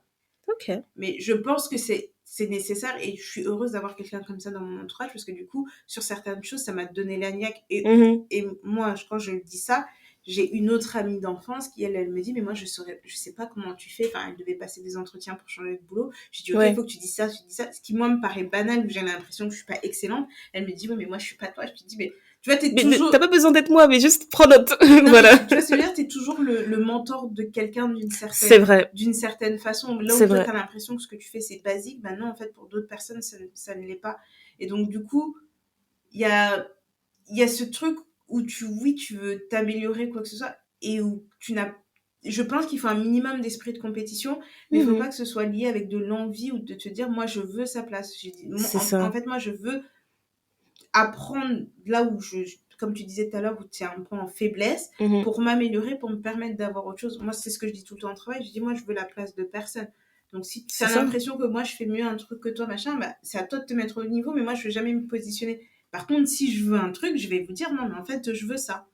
Et c'est ça que je veux et je vais aller chercher ça, content ou pas content. Et si on me le donne et toi, tu as l'impression que je ne méritais pas, je vais dire, ouais, mais regarde, les preuves sont là. Je veux pas du favoritisme ou un truc où on te dit... puisqu'elle est mignonne, on avait besoin de passer une femme noire là, et puis ça fait bien. Franchement. Non, je veux pas ça. Je veux Voilà. avoir mon Et truc puis, parce je veux que avoir j'ai la pas envie certitude aussi que si un jour quelqu'un pense ça, je pourrais lui dire par A plus B pourquoi tu as tort. Mais c'est Voilà. exactement ça. C'est vrai, Enfin, très important. j'ai eu l'expérience avec une des collègues où elle avait l'impression peut-être que moi je voulais son job et je lui dis mais je veux pas de ton job en fait. Je fais certaines choses parce que j'ai une façon de fonctionner et que j'aime pas attendre parce que sinon ça devient des trucs à faire des palabres là pendant 1000 ans. Non, c'est que je suis action-réaction. Ouais. Mais je veux pas de ton job. Enfin, sois rassurée. C'est pas un truc que j'ai envie de faire matin, midi, soir. Non, j'adore, tu as dit garde ton truc, garde ton bébé, j'en veux pas. Non, mais tu te retrouves c'est important de le dire, ça rassure, hein, franchement. Et à partir du moment où je lui dis ça, j'ai trouvé que nos rapports étaient complètement apaisés. Maintenant, on peut s'appeler, on se fait des blagues fou, hein. Et tout. Mais je dis, mais il n'y a pas, en fait. Il n'y a pas. Il n'y a pas à être stressé comme ça. Mais ça me rappelle un job, justement, où j'avais été embauchée et on m'avait mis dans la confidence, en fait, que on m'avait embauchée, en fait, en espérant remplacer une personne qui est là et qui ne sait pas qu'on essaie de la remplacer. Et ça m'avait vraiment mis dans une situation, en fait, à peine arrivée, on te dit tout de suite, en fait, si elle apprend qu'on t'a dit ça va mal se passer, on devra mettre fin à ta période d'excès, etc. Donc la pression tout de suite, alors que moi, j'ai pas l'intention de prendre la place de quelqu'un, je voulais juste un job. Et tu sentais que cette personne, elle avait une animosité envers moi. Pour rien. C'était impressionnant. Et surtout que c'est pas de ta faute. Tu vois, c'est vraiment pas ta faute. Mais pour le coup, là, c'est vraiment une situation, je pense que c'est une des situations professionnelles que j'ai eu le plus de mal à gérer. Et sur le coup, en fait, je me suis dit, mais en fait, tu sais, j'ai réfléchi à plein de paramètres. Cette femme, en fait, elle approchait de l'âge de la retraite. Elle était super compétente dans son rôle, hein, mais c'était juste, tu sais, des choses toutes bêtes. En fait, t'as passé, je pense qu'elle avait 67 ans. Elle avait 67 ans. Il y a plein de choses, en fait, par rapport au numérique qu'elle avait pas envie de faire. Elle voulait continuer à appeler les agences de voyage. Elle voulait pas aller sur Internet, ce genre de choses. Et donc, il se disait, non, on va prendre quelqu'un qui est plus jeune, qui est plus vif, plus dynamique, etc. Elle va faire les choses à sa place. Sauf que, pour moi, en fait, j'aurais jamais été complètement heureuse en sachant que je vais mettre une personne à la porte alors qu'elle a pas envie d'arrêter de travailler. Et tu sais, tu commences à peser le pour et le contre et tu te dis, bon, ben moi, j'ai juste la trentaine, je peux très bien trouver un job plus facilement en allant toquer à 2-3 portes, ce sera réglé en 2 secondes, tu vois. Donc je me suis dit, en fait, à ce moment-là, c'est vrai que quand j'ai mis fin à mon contrat, dès qu'elle a appris que j'avais mis fin à mon contrat, je sentais qu'elle était tellement plus légère, cool avec moi. Tu sais, genre sortie de nulle part, elle vient me voir, elle me dit « Oh, j'ai vu des photos sur ton bureau, c'est tes enfants ? Oh, ils sont magnifiques. Oh là là, mais qu'est-ce qu'ils sont beaux !» Et puis elle me posait des questions, genre, j'étais là, genre, meuf, on a passé 3 mois ensemble. Tu me calculais pas. Elle ne voulait pas entendre parler de moi, c'était impressionnant. Et tu sais, elle faisait vraiment de la rétention d'infos, etc. Enfin, c'était très, très dur. Et puis même l'esprit d'entreprise, c'est pas ouf, quoi. Parce que s'ils sont capables de lui faire ça à elle, ça veut dire qu'est-ce qu'ils sont capables de faire à toi. Ça donne pas envie de rester là, en fait. Voilà. Moi, je me suis dit, non, je pense que j'ai rien à gagner là-bas. Bref. Vraiment, c'était une expérience spéciale. En tout cas, j'espère qu'elle va bien. Parce que je pense que là, elle a passé les 70 ans. Ça date, cette histoire. Ouais. J'espère qu'elle va bien. Et pour finir là-dessus, ça t'arrive de dormir ? Non. Non. Ça, c'est vraiment le truc. Le sommeil, c'est une option. C'est un luxe. Quel luxe. Quel luxe. Je pense que quand on a fait la mise à jour, l'option, elle a sauté. Ouais. Tu sais, c'est comme parfois tu fais ton mise à jour sur ton téléphone et ton téléphone, il sonne plus parce qu'il y a un truc qui a bugué dans la mise à jour. Là, c'est ça. Ouais, c'est exactement ça. Et j'en parlais avec une de mes tantes. C'est une phrase qu'elle m'a dite il y a des années. Elle m'a dit, et qui est restée avec moi. Et je pense que c'est le motto de notre famille. C'est pendant que eux, ils dorment, nous, on travaille. Et t'es là, tu dis bon, bah voilà. Voilà. Mais eux, ils ont pas de cernes. Eux n'ont pas de cernes, ils ont un teint reposé, ils sont pas obligés de mettre une tonne de produits pour contrecarrer les effets du manque de sommeil. Ils ont pas besoin de se buter au sport pour aller dormir, pour faire un semblant de nuit, de 6 heures de nuit de sommeil. J'en parlais avec mes frères. Il y a aucun de mes frères qui dort normalement. Comme on dit avec Charme, on dit dormez ne fût-ce que 7 heures. Ne fût-ce que... Ça fait combien de temps que j'ai pas Quel luxe! Combien de temps que j'ai pas dormi 7 heures?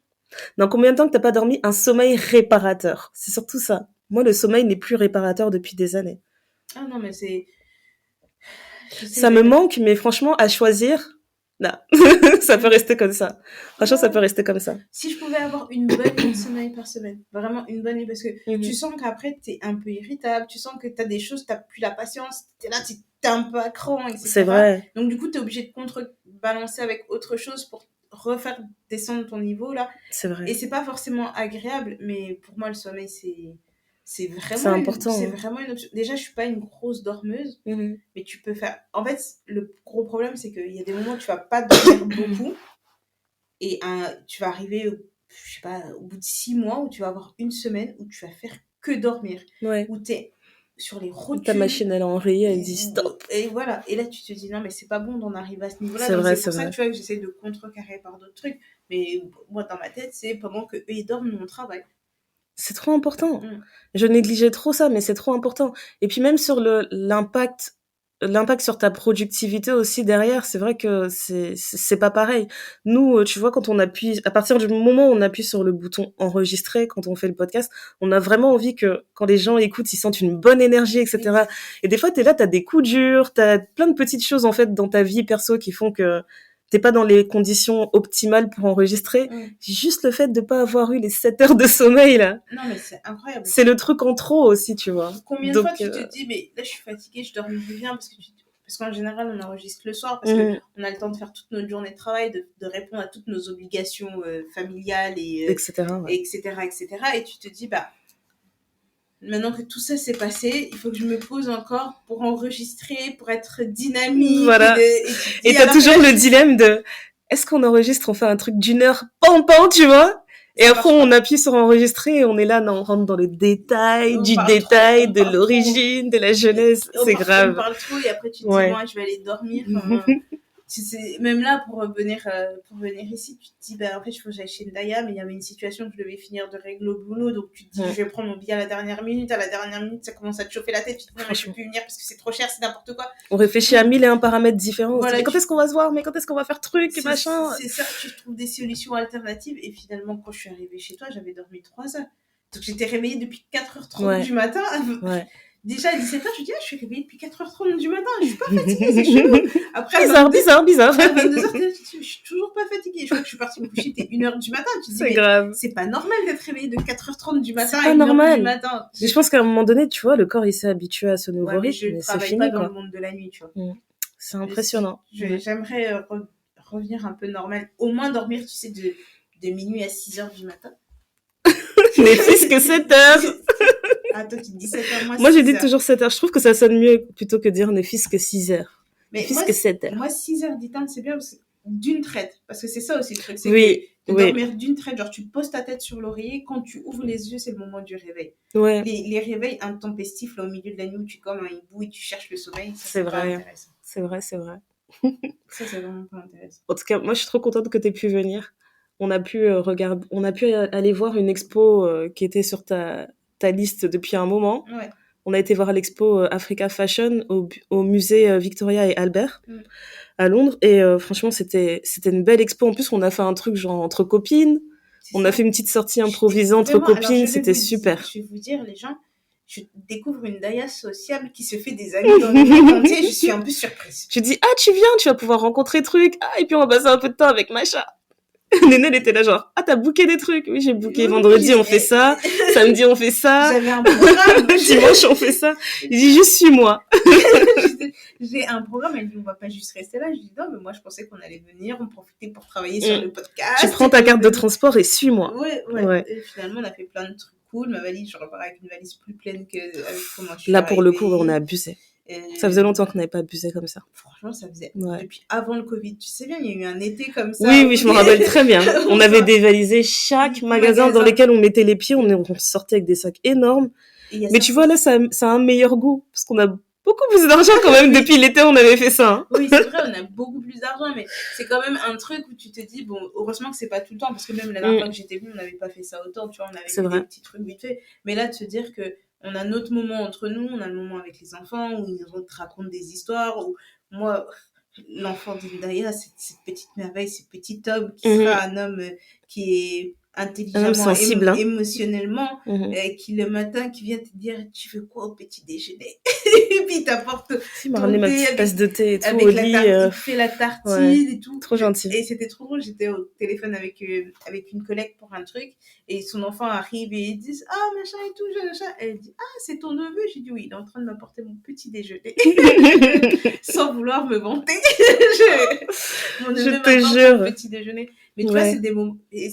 je reviens sur ce que je disais au début, c'est que là, en l'espace de 3 semaines, j'ai eu la chance de passer du temps avec les enfants d'un de mes frères, de passer du temps avec les enfants d'un autre de mes frères, et d'avoir ce moment, cette excitation où ils sont contents de te voir, où ils te sautent dans les bras, et quand tu baisses un peu en énergie, ça fait vraiment du bien. Et moi, enfin, ce que je fais aussi, c'est pour eux, quoi. C'est pas parce que c'est trop pour eux. j'ai pas besoin qu'ils soient fiers de moi, parce qu'en soi, ça c'est mon top, c'est vrai. mais que je sois aussi peut-être une source d'inspiration pour eux, où ils se disent, ah, mais j'avais fait ça avec ma tante, et du coup, ça m'a donné envie de faire ça, et après, tu vois, si demain ils deviennent des stars, ils se disaient, oui, mais quand j'étais avec ma tante, on était partis, on avait fait ça, et du coup, tu vois, Népotisme c'est ça les buts, franchement, on va pas se mentir, quand tu vois ça de l'extérieur, c'est agaçant, tu vois. Ça fait grincer des dents. Mais le népotisme, moi, c'est ça mon but. Moi, il y a enfin, certains trucs je vois pas d'autre intérêt, en fait, de faire tout ça. Il y a certains trucs que j'ai eu, c'est parce que mon père connaissait quelqu'un, je connais quelqu'un qui connaît quelqu'un, attends, je vais passer un coup de fil. Le réseau, c'est trop important. Tu vois, là, j'ai une de mes nièces qui, l'année prochaine, va devoir faire son stage de 3e. Elle m'a déjà dit, Tata, est-ce que je peux faire mon stage chez toi? J'ai dit, écoute, tu veux faire stage dans quel service? Elle me dit, on va arranger ça vite fait, bien fait. Voilà, et je dis, si c'est pas chez moi, je connais quelqu'un d'autre. Enfin, parce qu'à un moment donné, il y a que comme ça qu'on peut s'élever. Donc, toutes ces expériences qu'on peut vivre tous ensemble, où on peut s'aider ou quoi que ce soit, parce que je pense que l'ambition, ça se cultive aussi. Peu importe ton ambition, tout le monde n'a pas l'ambition d'avoir beaucoup d'argent, d'avoir une grosse maison, d'avoir une grosse voiture, etc. Si ton ambition, c'est de faire les meilleures baguettes du monde, on va te donner les moyens de faire les meilleures baguettes du monde, faire la meilleure boulangerie du quartier. C'est toi, la baguette qu'on va donner, la médaille de France, là, de la meilleure baguette, ça sera pour toi. Si ton ambition, c'est de faire un salaire à 8 chiffres, etc., et que tu te donnes les moyens de te faire un salaire à 8 chiffres, que chacun définisse son niveau d'ambition, parce que nous, on parle de nos ambitions en disant qu'on a trop d'ambition pour trop peu de vie, parce qu'on a 1001 projets, et que effectivement, si tu fais pas ça en même temps, à quel moment tu vas le réaliser? Parce que, grosso modo, on a 80 années à vivre. T'en enlèves 20 parce que tu te cherches, et t'en enlèves 10 autres parce que tu commences à confirmer le truc, donc il te reste 50 ans. Et surtout que une fois que tu as passé 25 ans, la vie, elle passe à une vitesse. C'est vrai, c'est impressionnant. C'est comme si tu es passé de x1 à x3. Ouais. Donc, il y a tout ce truc-là, et de se dire... Très impressionnant. Les ambitions, c'est pas forcément que de l'argent. Moi, je me souviens quand on commençait à sortir avec des garçons, avec des copines, et moi, je disais, oh, mais j'aimerais bien être avec un homme ambitieux, etc. Je dis, ouais, parce que t'aimes les trucs de riches, tu veux beaucoup de machin. Je dis, non, mais avoir un homme ambitieux... Moi, ça veut dire qu'il a des projets, quoi. Il a des projets, il a des objectifs. C'est ça. Et en plus, j'en ai discuté il y a pas longtemps avec les enfants parce qu'ils essayaient de comprendre, en fait, ce que ça voulait dire. Et j'aurais demandé de faire une liste. D'un côté, je lui ai dit, sur cette liste, tu vas écrire dreams. Enfin, tes rêves, et sur l'autre liste, tu vas écrire des objectifs. Je dis, ouais, ma fille me dit, je rêve d'être la plus grande gymnaste du monde. Je dis, alors, c'est quoi les objectifs? C'est les choses que tu dois faire pour atteindre ça. Et puis, elle réfléchit, elle me dit, je dois m'étirer tous les jours, il faut que je mange sain, il faut que je fasse truc. Et donc, elle écrit des trucs, et c'est là qu'elle comprend, ah, ok, d'accord, ok, c'est donc ça l'ambition. J'ai l'ambition d'être truc, je mets les choses en place, je mets les moyens en place pour y arriver, en fait. Voilà, c'est pas forcément une question d'argent, parce que si c'était juste une question d'argent, t'as plein de gens qui diraient qu'ils sont pas ambitieux. Il y a des gens, c'est juste d'avoir leur petite entreprise qui tourne bien, qui leur permet de payer des vacances, de se faire un plaisir de temps en temps, mais qui n'ont pas forcément besoin d'avoir beaucoup d'argent. Tu vois, parce que je regarde beaucoup de vidéos comme ça sur Insta en ce moment, de vous gagnez combien, vous payez combien votre salaire, pour vous pensez que gagner beaucoup d'argent c'est combien, etc. Et je suis étonnée du nombre de personnes qui vont te dire gagner beaucoup d'argent c'est 2000 euros. Alors qu'il y a d'autres personnes qui vont dire, mais avec 2000 euros, tu fais rien. Tu vois. C'est vrai. J'avais l'impression que tu vois. Quand tu fais les calculs, je pense qu'il y a un site qui te permet de voir où est-ce que tu te situes sur la masse salariale, etc. 2000 euros, c'est encore très très bas sur la masse salariale, hein. Dans la moyenne de la masse salariale. C'est encore très très bas. Donc je comprends pourquoi tu dis que t'es surprise quand une personne dit 2000 euros, ça suffit, en fait. Ouais, c'est ça. Et surtout avec l'inflation. Oui. En ce moment. Mais tu manges des œufs, tu te sens riche. Non, mais franchement, c'est n'importe quoi. C'est grave. C'est n'importe quoi. Et je me dis, c'est vraiment un truc que je veux que je veux transmettre, moi, à ma fille et mes autres enfants que j'ai eu par mes frères, c'est que d'avoir vos ambitions, mais pas par rapport aux autres, et de se dire, c'est pas une question d'argent. Si tu veux faire beaucoup d'argent, oui, ça peut être une de tes ambitions, de te dire, voilà, moi, je vais avoir beaucoup d'argent parce que j'aime l'argent. C'est grand bien te fasse. Mais de pas négliger la personne qui te dit, moi, j'ai envie d'être prof, j'ai envie de transmettre mon savoir, parce que on dénigre trop facilement des choses. C'est vrai. C'est vrai, tout à fait d'accord. Je réfléchis à mes rêves. En fait, je pense que mon rêve, c'est de vivre plusieurs vies. Je pense que c'est plutôt ça, en fait. Parce que j'ai du mal à me dire, dans ma vie, tu vois, je peux pas me dire, par exemple, dans ma vie, si j'ai pas vécu telle carrière, et ben j'aurais l'impression d'avoir raté quelque chose, etc. Alors que c'est pas le cas. Je pense que j'aime bien l'idée, en fait, d'avoir touché à beaucoup de choses, d'avoir une vie, en fait, qui était vraiment trépidante. Je pense que c'est vraiment ça que je veux. Je veux que ma vie, ce soit une aventure. Et à chaque fois, tester des nouvelles choses. Pas forcément tout le temps me retrouver au bas de l'échelle, mais me dire que je vais tester de nouvelles choses qui vont me permettre d'apprendre encore, d'évoluer, de passer d'autres paliers, etc. Et j'aime vraiment l'idée que, ben, tu vois, avec le CV que j'ai, je pourrais tester plein de choses différentes. Demain, s'il y a quelque chose qui me donne cette petite étincelle, et ben, je vais me dire, ok, est-ce qu'on saute dedans à 100%? On va voir où ça nous mène. Est-ce que ça va durer 3 ans? Est-ce que ça va durer 5 ans? Après, c'est pas au point de l'instabilité quand même, parce que je sais que plus jeune, j'avais du mal à voir les choses, à faire les choses jusqu'au bout.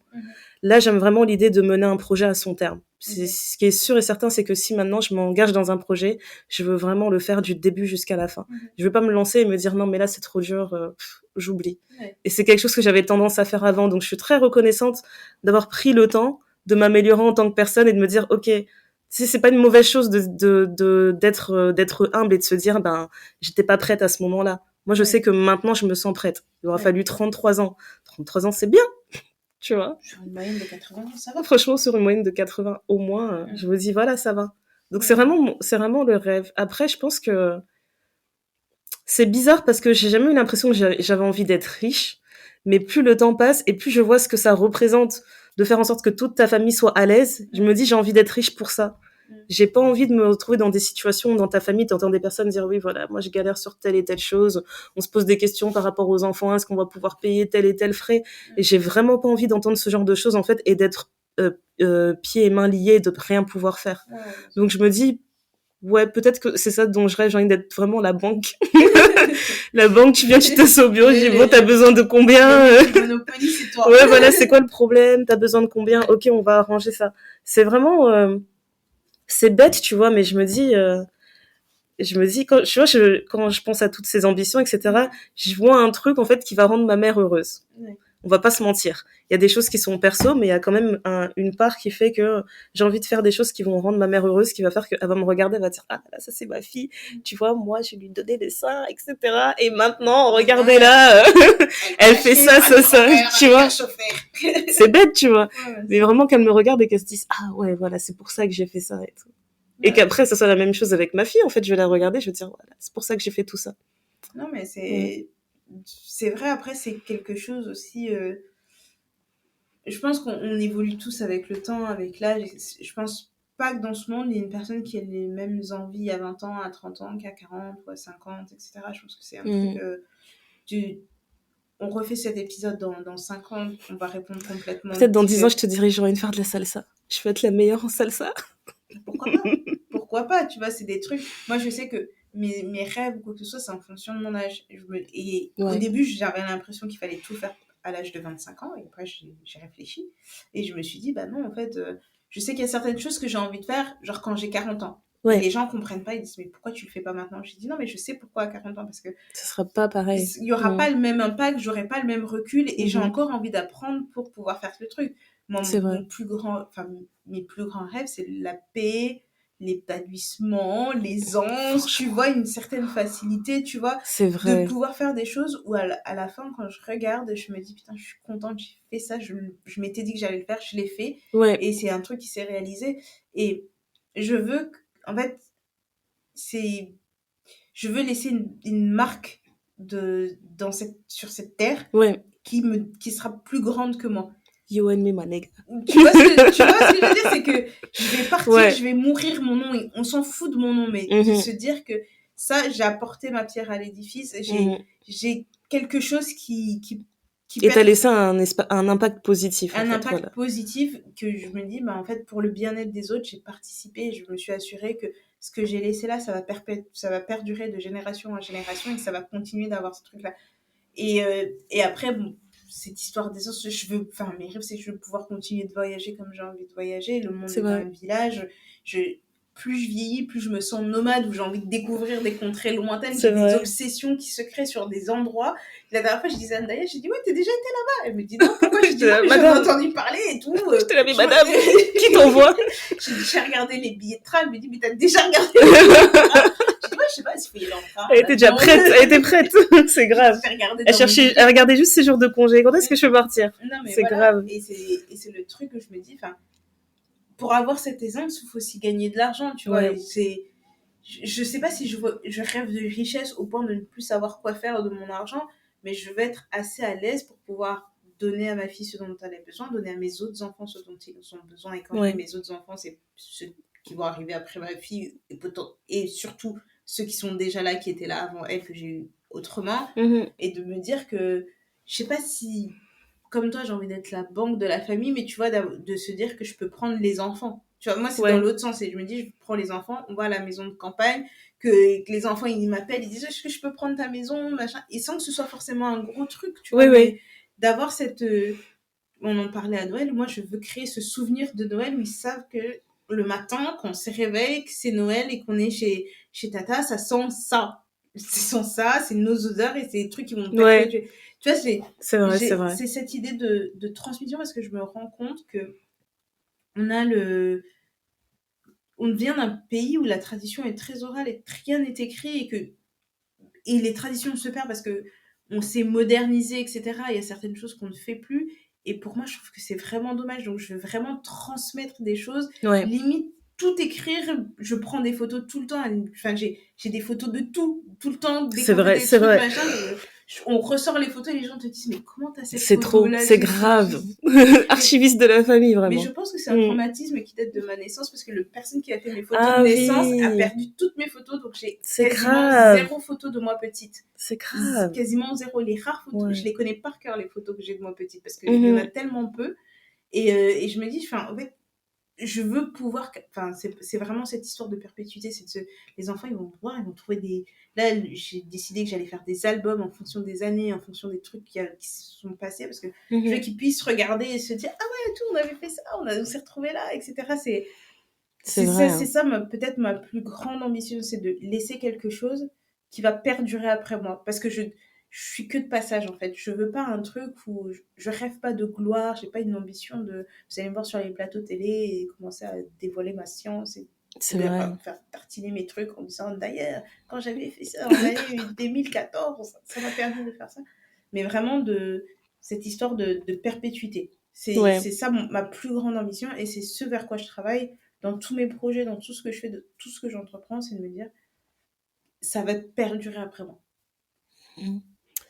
Mais c'est intéressant parce que quand j'ai réfléchi à cette question-là, quand on préparait l'épisode, en fait, j'arrêtais pas d'avoir cette vision. Tu sais, je t'avais parlé pendant un temps, on parlait d'un terrain qu'on voulait acheter quelque part au bled. Et je te disais, dès qu'on m'en a parlé, en fait, je me voyais trop à cet endroit. Je me voyais tellement bien que pendant un temps, j'arrêtais pas de faire des rêves, j'étais là-bas. Et je me rappelle, j'avais fait un rêve où j'étais avec ta maman. Et j'appelle ma belle-mère et je lui raconte le rêve, etc. Mais c'était un truc... Tu sais, je me voyais, en fait, genre, on avait une maison au bord de l'eau. Déjà, il n'y avait pas d'enfants. Il y avait juste moi et mon mari. Donc, c'était tu vois, déjà. Donc, dans longtemps, je me vois avec mon mari, etc. Et j'étais là, en fait, comme si je me levais un matin classique, quoi. Et je suis là en train de de cultiver mon jardin, etc., ma petite terre. Dans ce que j'ai cultivé. Je suis avec ma belle-mère et elle me dit, ouais, le cannabis, il a bien pris et tout. Alors, autant vous dire que ce n'est pas du tout sa tasse de thé. Franchement, c'était trop drôle. Genre, dans mon jardin, il y avait un côté, il y avait la serre avec le cannabis, elle était là, j'aurais regardé, voilà. Après, elle a la main verte, on va pas se mentir. Oui, elle a vraiment la main voilà. verte. Elle peut tout faire pousser, cette dame. Et je lui racontais ça et je disais oui, et puis tu vois, on était là, on coupait les trucs qui avaient bien poussé, qui étaient mûrs, etc. On triait nos machins, je faisais ma vie dans la maison, après on est parti à la plage, on est parti pêcher du poisson et tout. Et elle était morte de rire et elle commençait à me raconter un truc pas qui n'avait rien à voir, elle commençait à me raconter une histoire sur, je sais pas quel fait divers, en fait, sur des gens, justement, qui faisaient pousser du cannabis et tout au pays. Et elle me disait, oui, mais tu sais qu'au pays, il y a une ville qui est réputée parce que ils font pousser le meilleur cannabis, etc. Et je lui ai dit, tu vois, c'est pour ça qu'on doit s'associer. Elle a dit, mais oui. J'ai dit, c'est pour ça que toi et moi, on doit s'associer. On va trouver le meilleur, on va le mettre là où moi je vais vivre. Et après, les autres. On va avoir notre petite ferme. Et franchement, ça m'a tellement fait rire, mais je me suis dit, tu vois, c'est un bel exercice à faire, en fait, si tu réfléchis, tu te demandes, en fait, c'est quoi tes ambitions, d'essayer de réfléchir, en fait, comment t'imagines tes vieux jours, comment tu vois, tu les vois comment, qu'est-ce que tu visualises tout de suite, en fait. Et c'est comme ça que tu sauras, en fait, ben, tu aspires à quoi, en vrai, dans toute cette vie. Ouais. Par rapport à tout ce que tu fais aujourd'hui, que tu aspires à quoi? C'est ça. Ça mène à quoi? Non, mais moi, je vois ma grand-mère dans son quartier, là, tous les gens, ils la connaissaient. T'avais des petits jeunes qui passaient et tout, qui disaient « Ah, mamie, et tout, ça va, et tout. » Il lui ramenait des trucs, il leur racontait des blagues et tout. Et je me suis dit, mais en fait, c'est ça la vie, c'est que t'es tellement en paix que t'as des gens, parfois, pas étranges, mais des gens que tu t'attends pas, en fait, qui viennent te demander des conseils, que t'as un puits de savoir, de bien-être ou quoi que ce soit, tu vois, de pas prendre tout trop à cœur et de renvoyer vraiment une énergie positive, d'être un soleil, d'être un truc. Et quand tu es une personne extrêmement positive, c'est difficile d'être toujours positif parce que le jour où ça va pas, tout le monde le voit parce que non, mais elle est pas comme ça d'habitude, etc. Ouais. Donc ça peut être parfois difficile, mais avoir ce truc-là, en fait, moi, c'est comme ça que je le voyais. J'ai eu la chance de rencontrer chacun de mes grands-parents parce que pour nous, des enfants d'expat, c'est pas toujours une chance de connaître cette partie-là de la famille. Donc, c'est une chance pour moi d'avoir pu les rencontrer et aussi de mettre je sais pas comment dire, mais de voir ce dont moi j'ai envie et voir ce que eux ils ont envie pour toi, de voir ce que tes parents ont envie pour toi et de se dire, bon bah, par rapport à un tout juste ça, milieu dans tout où ça. est-ce que moi je me situe et si c'est complètement à l'opposé de ce qu'ils ont imaginé pour moi, c'est aussi de leur dire, mais en fait, vous avez imaginé ça sur moi en pensant que j'étais comme ça, mais sachez que je suis comme ça, et je vais aller dans cette direction-là. Et donc, tout ça, c'est un travail, hein, c'est vraiment pas facile. Moi, je sais pas combien de fois je me suis pris la tête avec mes parents, avec mes proches sur des choix que je pouvais avoir ou quoi que ce soit. Et maintenant, quand j'entends ma mère ou mon père me dire « Ah oui, machin, elle fait ça, ah, c'est ça ». La dernière fois, j'ai entendu mon père parler de moi à un de ses potes, je me suis dit « Mais de quel enfant il parle ?» C'était trop positif pour toi, ça t'a choqué. J'ai jamais entendu parler de mon père parler de moi comme ça. Jamais. Et tu te dis, donc en fait, déjà, il comprend ce que je fais, tu vois, il me défend certaines de mes positions, etc. Et je me dis, ok, donc c'est important. Comme tu disais, c'est quand tes parents étaient contents pour le podcast ou quoi que ce soit, tu te dis, bah en fait, ils acceptent la personne que tu es. Enfin, moi, ma mère me demande tout le temps d'écouter le podcast. Elle dit, mais comment là sur mon téléphone, je peux mettre les podcasts? J'ai dit, pourtant, j'avais envoyé un lien, hein, c'est bizarre. Hein. Je pense que c'est un signe. Sur l'autre téléphone, moi, je dis, tu n'es pas obligé de nous écouter. J'ai envoyé le lien, ça n'a pas marché. Qu'est-ce que tu veux que je te dise? Non, mais je pense que c'était sur l'autre téléphone. Il y a un des téléphones qui est tombé en rade et moi, je lui dis, écoute, tu peux nous soutenir. Je pense que c'est un signe, il y avait une bonne raison. Elle va comment? Elle écoutera quand elle sera vraiment prête. Quand l'univers sera prêt à ce qu'elle entende ça. Intervenir. Mais oui, mais ma mère aussi. Je te l'avais dit. Elle dit, on peut faire une émission, on va parler de... J'ai dit, oh là là. Ça va être une émission de 6 heures. Moi, je propose qu'on mette un micro, on les laisse ensemble, on leur dit, appelez-nous quand vous avez fini. Les versions supérieures. On va faire un épisode genre le thé noir dans le futur. Allez, hop, profitez. Sur ces belles paroles.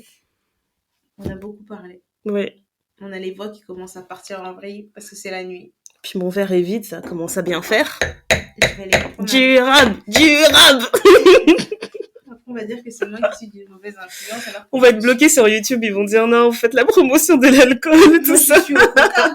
Moi, je bois que du coca. Ouais. J'ai envie de finir avec un petit conseil qui m'accompagne beaucoup quand j'ai des idées, etc. Parce que il y a toujours ce truc, cette petite voix intérieure qui va te dire est-ce que tu vas y arriver? Non mais tu peux pas faire ça, tu sais pas, t'es pas prête, etc. C'est de te dire en fait que si tes rêves sont pas assez grands, s'ils te font pas peur, c'est qu'ils ne sont pas assez grands. Et j'aime bien me répéter cette phrase-là en fait, et je me dis c'est une manière positive en fait de voir la peur. Je me dis ouais en fait cette peur-là c'est parce que c'est un challenge, c'est parce que c'est de l'inconnu et tout, ça va bien se passer. Ça va bien se passer, tu peux le faire. Tu vois, avant, on se disait non, on veut juste agir comme des hommes blancs qui ont 50 ans. C'est bon, on l'a fait, on a compris. On a compris, on l'a intégré. Mais il faut vraiment garder en tête, en fait, que voilà, si tes rêves ne te font pas peur, ils sont pas assez grands. Ça veut pas dire que que tout le monde doit avoir un rêve de devenir Bill Gates. C'est juste que chacun à son niveau, on doit avoir des rêves qui sont assez grands, à notre échelle, en fait. Exact. Voilà. Mais merci de nous avoir écoutés palabrer pendant des heures et on vous a cassé les oreilles, hein, comme d'hab. Je pense que là-dessus, ça va ça va pas changer. Hein. Mais vous en redemandez encore, donc on continue de vous en donner. C'est ça. Vous savez où nous trouver, comme d'hab.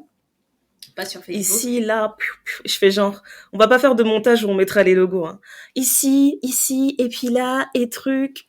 Voilà. Merci beaucoup pour vos retours sur les épisodes parce que ça nous aide toujours à nous améliorer. On apprécie la critique quand elle est faite dans la bienveillance. Dans l'amour de Jésus-Christ. Exactement, et c'est ce qu'on a jusqu'à présent, donc c'est parfait. Qu'est-ce qu'on peut vous dire d'autre à part continuer de nous donner de l'amour, continuer de communiquer avec nous, on répond assez rapidement, continuer de regarder nos stories qui sont les plus drôles de l'univers, oui, on peut le dire. Voilà, et puis on va profiter de vous proposer beaucoup de contenu pour honorer toutes ces femmes du monde entier, parce qu'on est beaucoup.